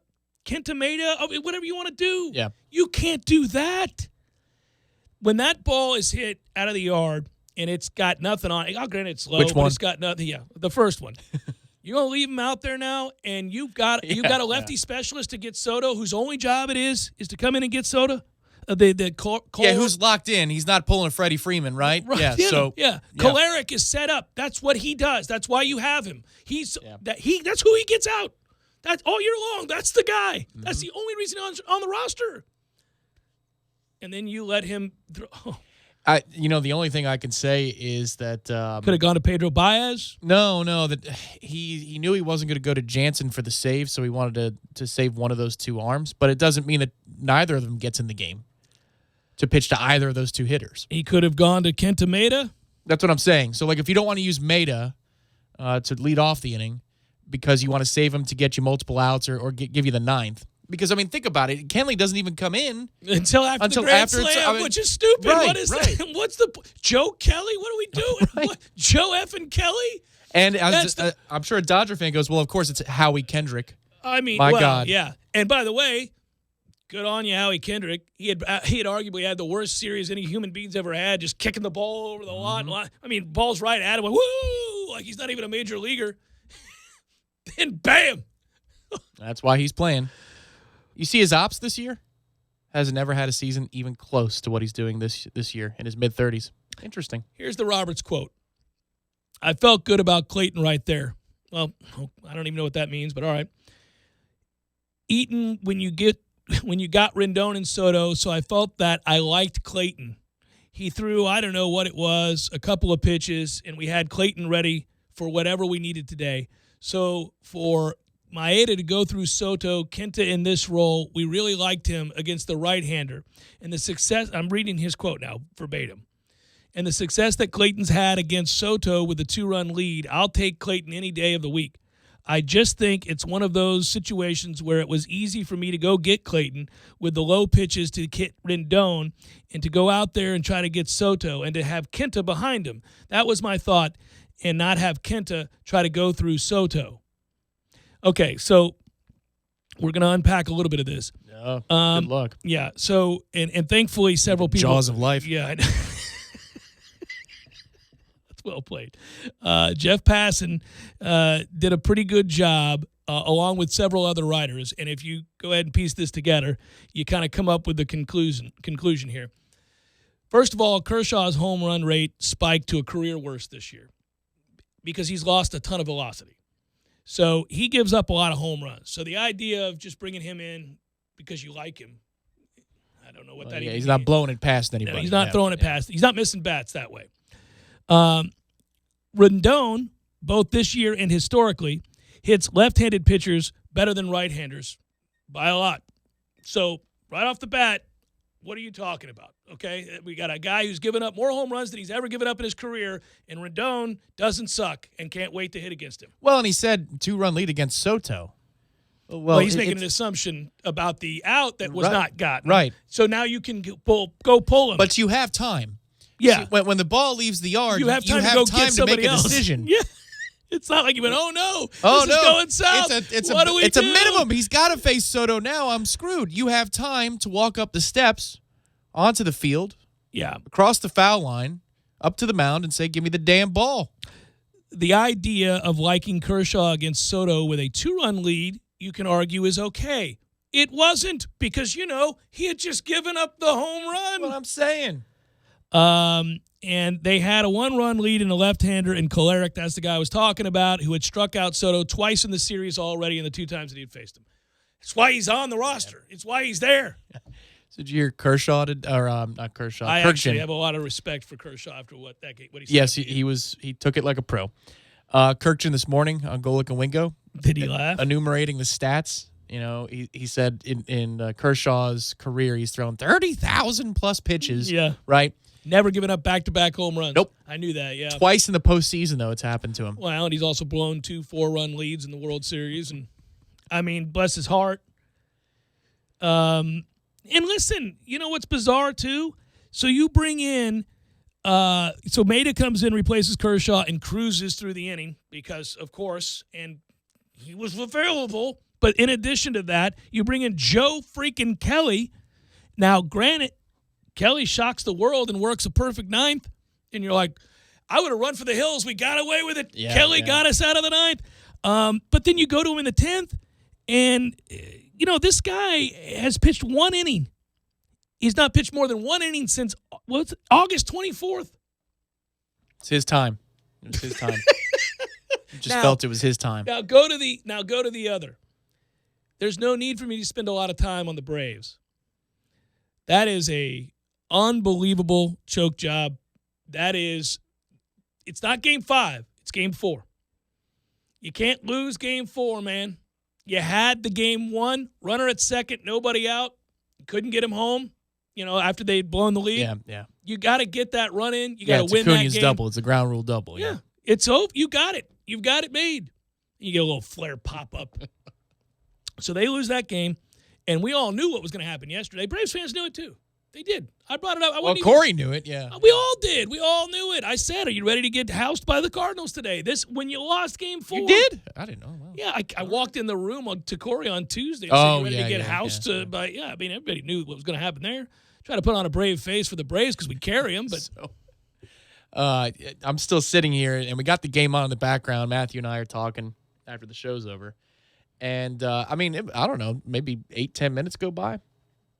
And they're talking, and it's just white noise. The white noise of a baseball radio broadcast. Which is always nice. And then we hear 4-0, and we both go, what? Like the conversation ended. It was like 4-0. No way.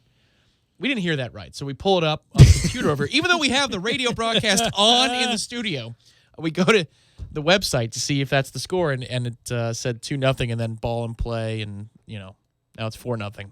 And, so we didn't say another word to each other for about 15, 20 more minutes, and in that time it got to 8-0 and 9-0.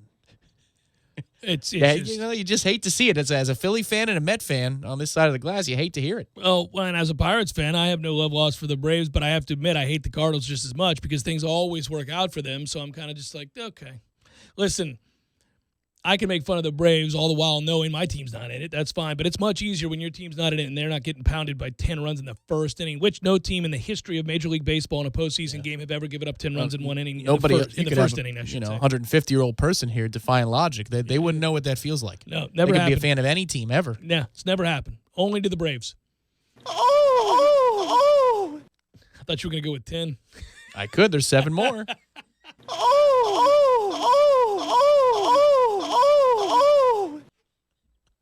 That's a 10 spot. If it had only happened that fast, it developed. First inning took like 40 minutes. You're just like, well, here we go. So I'm driving home. I got to stop at the grocery store on the way to get some dinner. And Don Sutton's on the broadcast, and he makes this weird. I mean, he was at his wit's end. And at the top of the second, and he's like, "It makes you want to go." I was like, "Okay, get Don out of the booth. Get him out of the booth. Get him out of the booth. Season's over. It's all get Ben in unraveling. here." What Don was trying to say was, "There's a runner on first." 2-2. Yeah, that is a. Well, and I would give the Braves announcers credit because we were preempted there at 5 o'clock. It gave me a chance to do something I rarely get to do, which is to go out and pick up my son at his middle school. He does after school, so I went to go get him and surprise him. When we got back in the car, and you had texted me, and you were like, "Buddy, it's 9-0," and I thought that can't be right. Like, did he mistype that? Really? What? Yeah. And then I looked at it, and I quickly turned on 97.9 ESPN radio, and the first thing I heard was them announce the score, and he goes, "That's right. You heard me correct. If you're just getting in your car, you're coming home from work. Braves trail 9-0. Yeah. And the 2-2. You're just like, well. So Matthew and I, we came to a consensus. I think you'll agree with me here and Matthew's opinion. If it's 5:25, you were already going to be a half an hour late to the game. And you're on 85 or 75. It's 9-0? And it's right. It gets to 10-0 middle of the first. Not you going. bought the tickets. Not going. You probably turn your car around, don't you? I'm probably headed to the bar unless I'm with family. Then I'm headed to the house and we're just going to get an early start to dinner. Yeah. Yeah, I'm not going. I'm not sitting Like, through even that. if you've paid for the tickets, you just turn around? Yeah, well, what's the point? I mean, so what, to go sit there and be mocked? No. I think if they had scratched across 3 in the first, though, because they had Yeah. first and second one out. Then you're kind of like, okay. If it's 3, you go, all right, let's go. Stranger things. Right. Maybe we'll sit in the parking lot for an inning and see how it goes. Well, yeah, but I'll tell you what would have gone into my equation there. You're right. A, if they're hitting Flaherty, okay, maybe. But when he gets out of that, you're like, well, they're not going to When he got out of that inning, because he Yeah. walked the leadoff hitter, and you go, whoop, wait a minute. What's going on here? Yeah. It's going to be a weird thing to take the hill up 10-0. Yeah, that's what Don was saying before he went apoplectic. Yeah. Is that, He's what do you probably do? When's he ever done that? Do you execute your game plan, or you throw strikes? Well, the problem is you can't walk people, and so it's kind of funny that he walked the leadoff hitter. It just tells you that it completely messed his mind up. I mean, like, right off the bat. I think you still have to do what you're doing. He gave up 10 earned runs before in the second half before the postseason even started. You probably just stick with it. But the better question, I think, is when do you pull him? Like, Well, they had a defensive replacement. They brought in Bader. Yeah, in the first inning. The first inning. Yeah. Well, anybody dealing with injuries, they were going to get out of there. Bader's in for defense Yeah. here in the bottom of the first. It is Redemption Thursday. I do have wagers, and I'm going to touch on them next. Touch on a little Florida State Clemson. I don't see a path, kids. It hasn't changed. You heard me say that each of the first 2 hours, but I'm talking to the folks just hopping in the car and wondering. Minshew is available. Great. That's it. Okay. Go jumbo. Yeah. So just run it right at him, guys. It's the Jeff Cameron Show.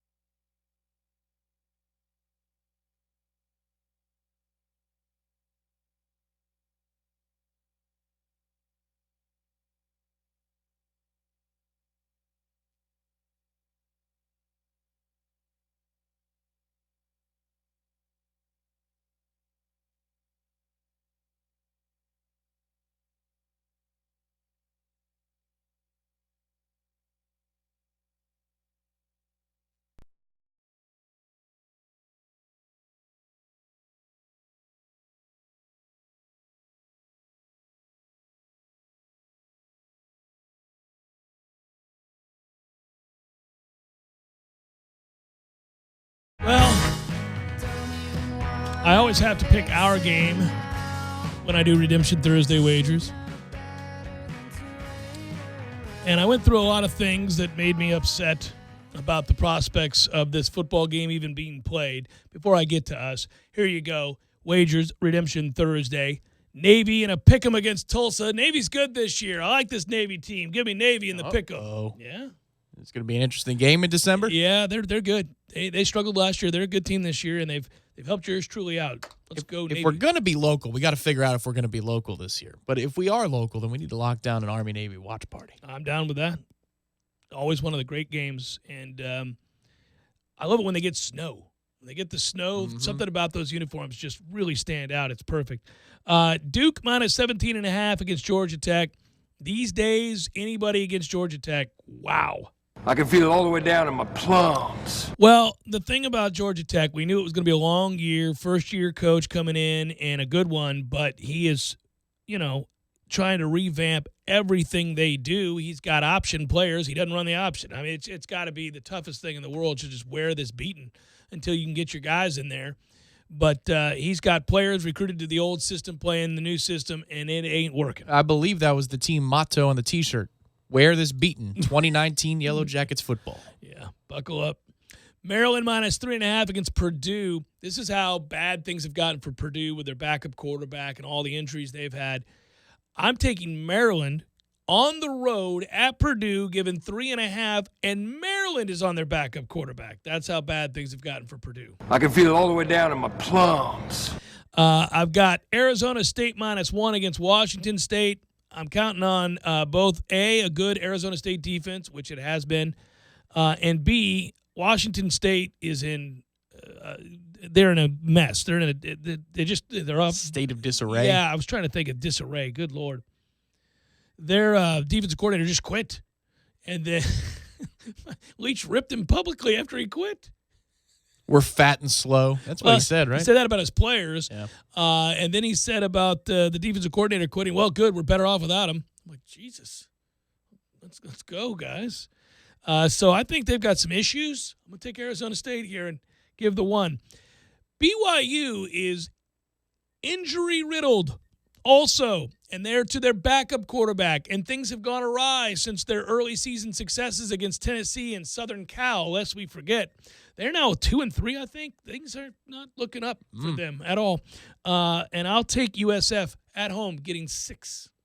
USF? They are looking better, Tom. Over the Mormons. That's right. Well, +6. Ooh, the poor Mormons have to go to Tampa. That's seedy den of iniquity. What are they going to do? They're going to strip clubs. Yes. That's what they're doing. Freedom. Michigan State. I won't tell if you won't.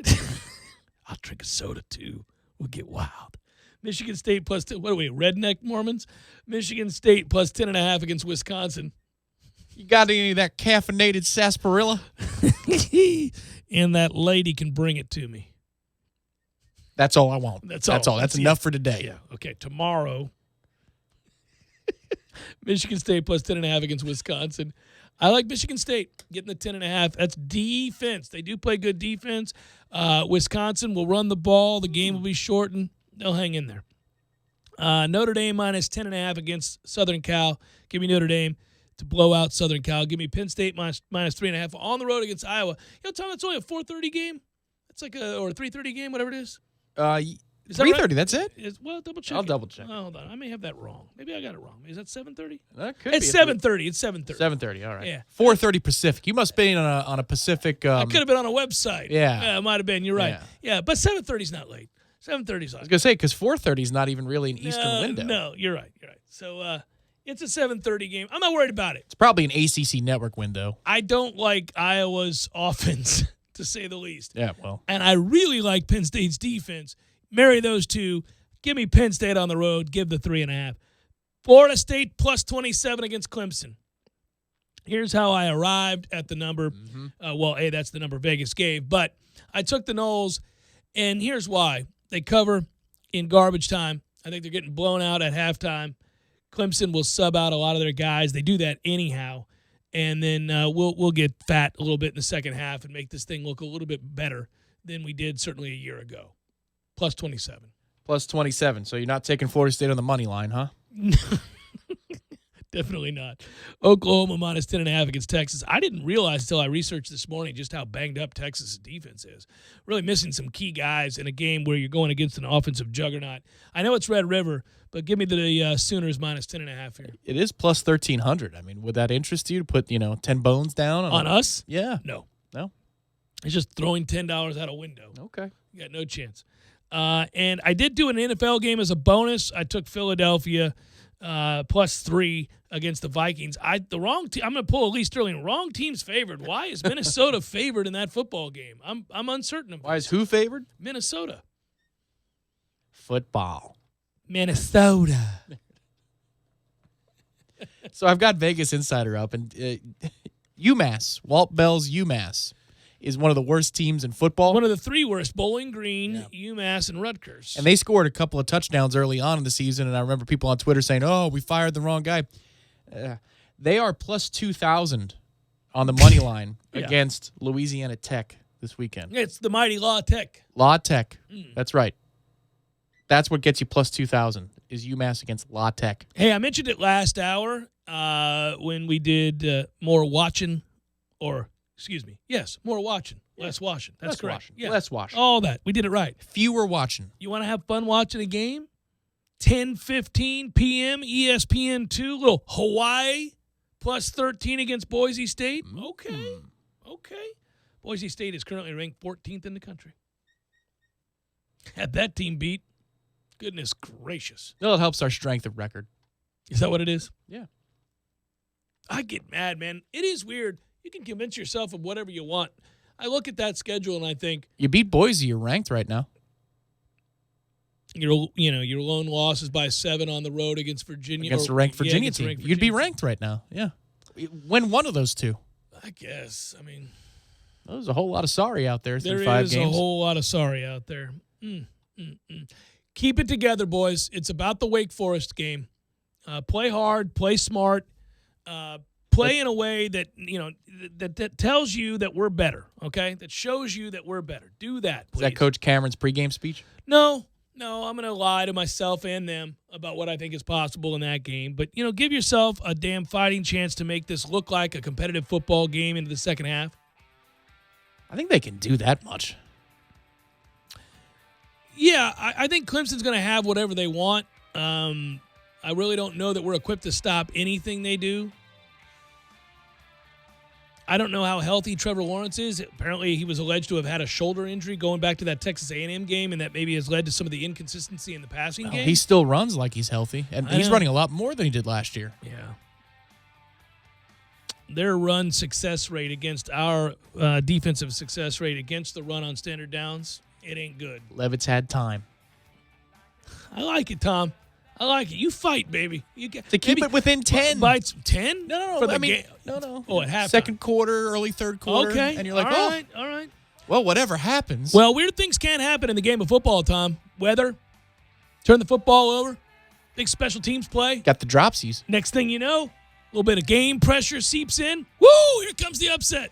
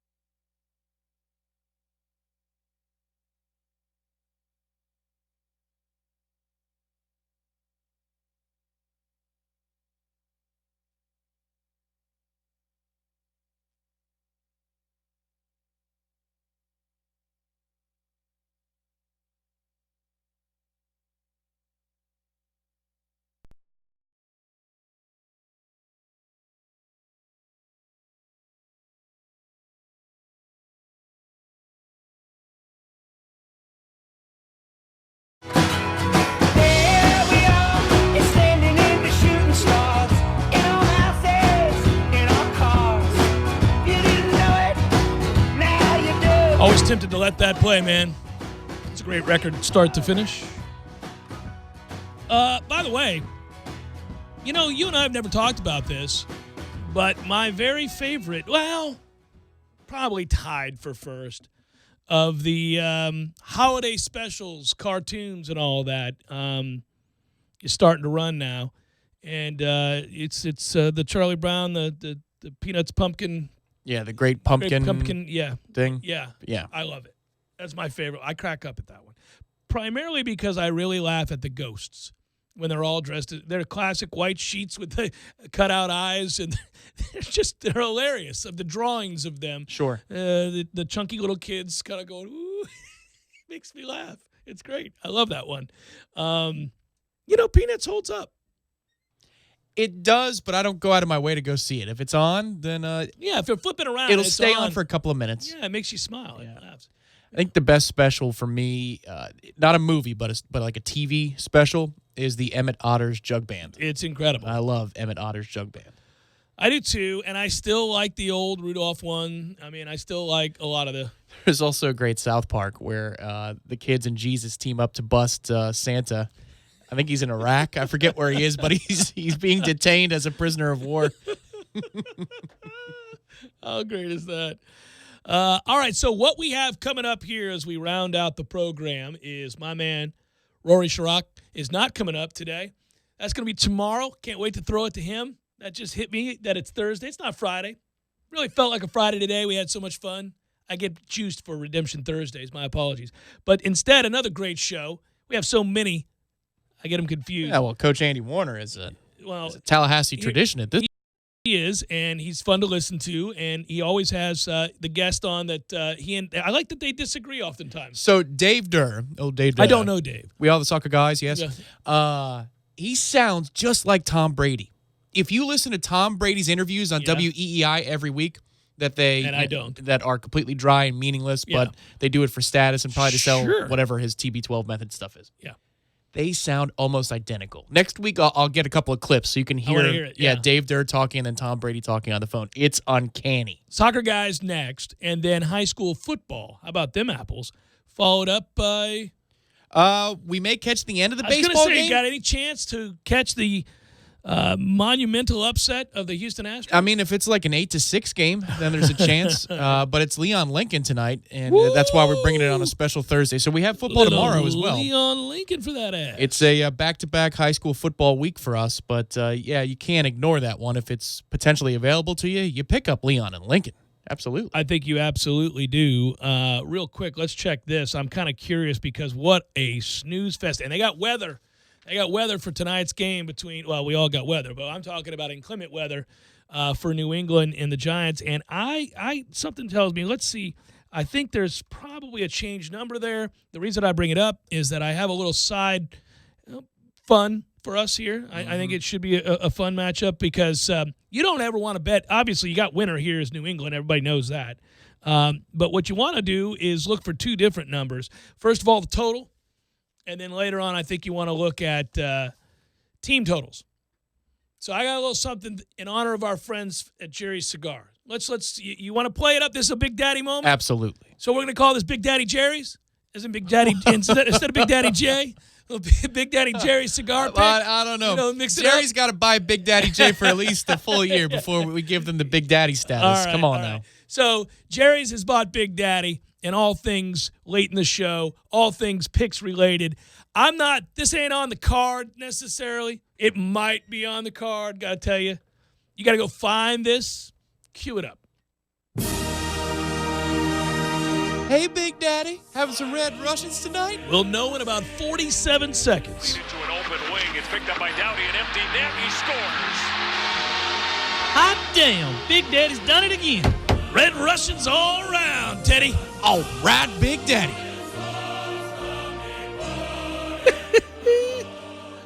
It's one of our better ones, and one of the reasons that I like it so much is that the slapping of the table.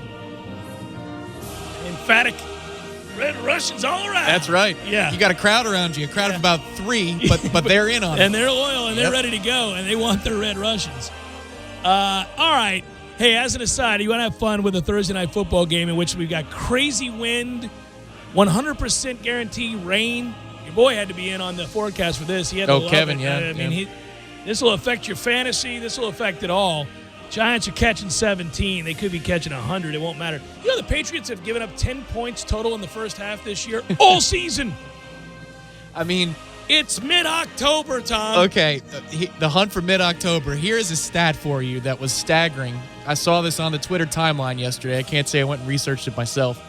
Opposing quarterbacks against the Arizona Cardinals this year. 12 touchdowns, 0 interceptions. They're having their way. Opposing quarterbacks against the New England Patriots this year. 0 touchdowns, 11 interceptions. Yeah.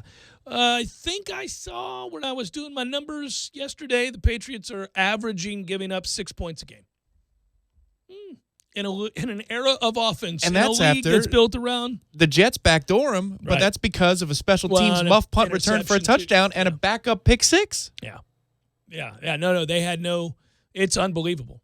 It's unbelievable. The Patriots aren't having any of your nonsense. Now the schedule has been dicey. I mean, obviously they've beat up some terrible teams. Washington is awful. The Jets are awful. Yeah. Obviously, they still a passing league Miami at some is point. awful. I know they don't give up. This is the scary thing about them. Like when you watch Kansas City, you go, Kansas City could be had because they can't stop the run. They were just had, and they can't stop the run.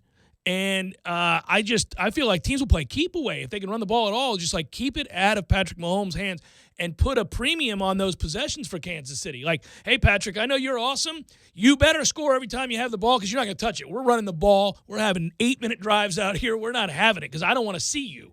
And right now, that's a formula for them. You really can't do that to the Patriots. I mean, the Patriots are sort of – now, listen, give the Bills credit. They proved that they are for real on defense. This past week, they only gave up 7 points, which I kind of thought they would. And then in addition to that, they really shut down New England's offense. New England's offense could do nothing. So the Bills on defense are for real.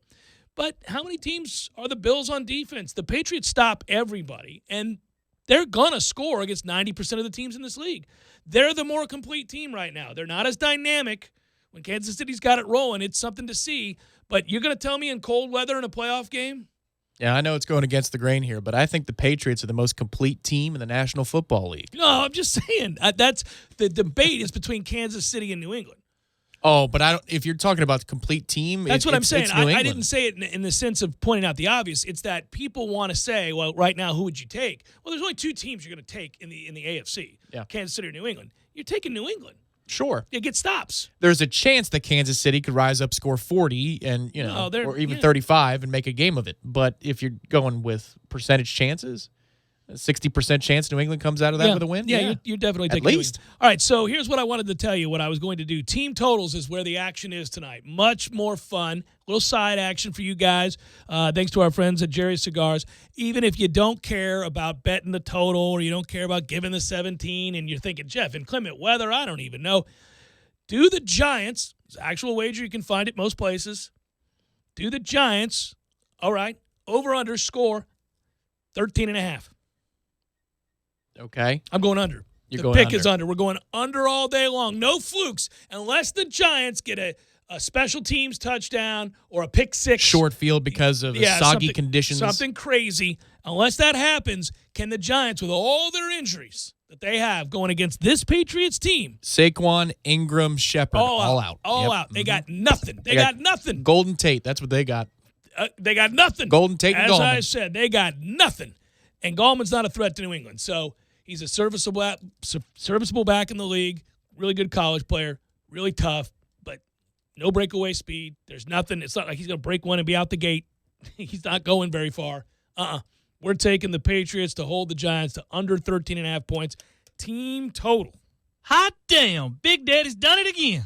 Well, I hope so. There you go. There's a little side action for Excuse our me, friends. I've been informed by Director Matthew that Gallman is out too. Oh, well. Hot damn. Big Daddy's done it again. I'm feeling even better. Is Danny Dimes going to be out there slinging it around? I think they should start Eli. Now, that would be rich and beautiful. How great is that? Go get him, Eli. We can't risk the kid. Are you protecting Daniel Jones, Coach? No. No. Eli's history against the Patriots is great. Yeah, think about it. We're just trying to recapture the magic. NFL films. Yeah. Flip it on. Do it. Eli, go get him. Go show everybody the legend that you are. Let's remind everybody why we say Eli Manning, potential Hall of Famer. You go get him. What would the Giants team total be with Eli instead of Daniel Jones? 10.5? 2. They get a safety maybe. You would take the under. Inclement conditions, kind of tough there. Hot damn, Big Daddy's done it again. I don't know if you could get plus 1,200, but if you can find Patriots to shut out the Giants tonight at like plus 800, plus 900, it's worth throwing. It might be like plus 101. Little pizza money. Little pizza money on the shutout. Just saying. Hey, throw a little pizza money at the shutout. Reminds me of the Nesson guy with the pizza.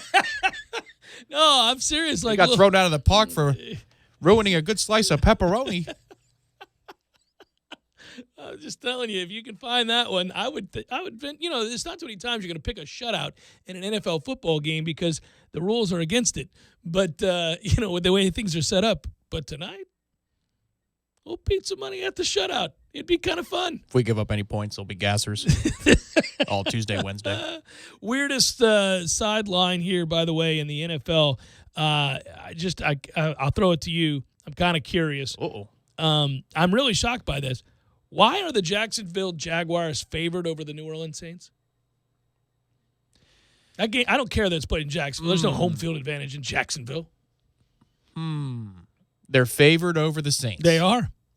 They're giving points to the Saints. Somebody didn't forget to put the line through the minus sign and make it a plus sign? No. It's a 1.5 right now. So it's a pick 'em, essentially. Well, I mean, yeah. Money line, you're plus 110 taking the Saints. I mean, I already did it. I can't answer that question. Because they'll stop Leonard Fournette from running the ball. They should. And then what do you got? And then what? Yeah. You know what I mean? Yeah, I do know what you mean because they can't stop the run themselves. The Jacks just gave up 500 freaking yards to McCaffrey. Yeah. Kamara may not be the same player, but he's similar. Yeah, no, he's a good player. I'm not even saying better or worse than McCaffrey. I'm just saying that their game isn't identical. Yeah, McCaffrey's better. But, I mean, Kamara's a nice player. Yeah. I mean, I like him. He's a really good player. But the point is, it stinks. I don't like it. They know something. What do they know? Well, I don't know what they know, but they know something. Bridgewater have deaths in the family? No. Well, they know that Bridgewater's going to be throwing against a secondary that's worlds better than Tampa Bay's. Kamara and Kuba? You know what they did? They just completely discarded the Bucs game. They looked at that as a complete outlier, and they said before that game, Teddy Bridgewater didn't throw the ball downfield at all. And they won 12-10, and that they're, But they put up 30 on the road in Seattle. And I know Seattle's defense isn't good, but neither is Jacksonville's. Yeah, but I don't think Bridgewater led the way there. That wasn't a day. He threw for $177, yeah. But if they're capable without Bridgewater going for 300 yards to put up 30 points on Seattle, I mean, and win the game, of course. It wasn't a loss, that it was a high-scoring affair. What are we doing? Well, Tom, it's going to be one I'll be watching. Damn it, very man. closely. That's the one you got to take on principle and then just wear it in the face. Well, I mean, yeah, but these guys prove it all the time. So last week, if you look at the lines, they've been incredible. I mean, Iowa was getting 4.5 against Michigan. Yeah. And we're like, what in the world? What gives? Well, I don't feel like that's as obvious as this one, though. This one, to bring it back to Peanuts, this is Lucy holding the football. And we, the betting public, are Charlie. We can't wait, right? This time it's going to be different. There are a few of those this week. I'm looking at a lot of them this week where I'm going, wait, what? I mean, it's the NFL. I got you, but it's weird. Like Matt Ryan and the Falcons are 2-point favorites against Arizona. Oof. That seems light to me. They should be 4.5 to 6, right? Yeah. I mean, golly. Well, that might be quid factor. I mean, Vegas thinks that the Falcons and Mr. Quinn are done. They're done. That defense doesn't believe in them anymore. At all. They're just done. It's crazy. All right. So, as I said, soccer guys next. Then a little high school football. We are packed. Of course, if you're not out and about and you're watching the baseball game tonight, maybe catch the tail end of it afterwards. We'll see if we got that for you. Good work out of you, as always. Great work, Matthew. Be well, everybody. Soccer guys next.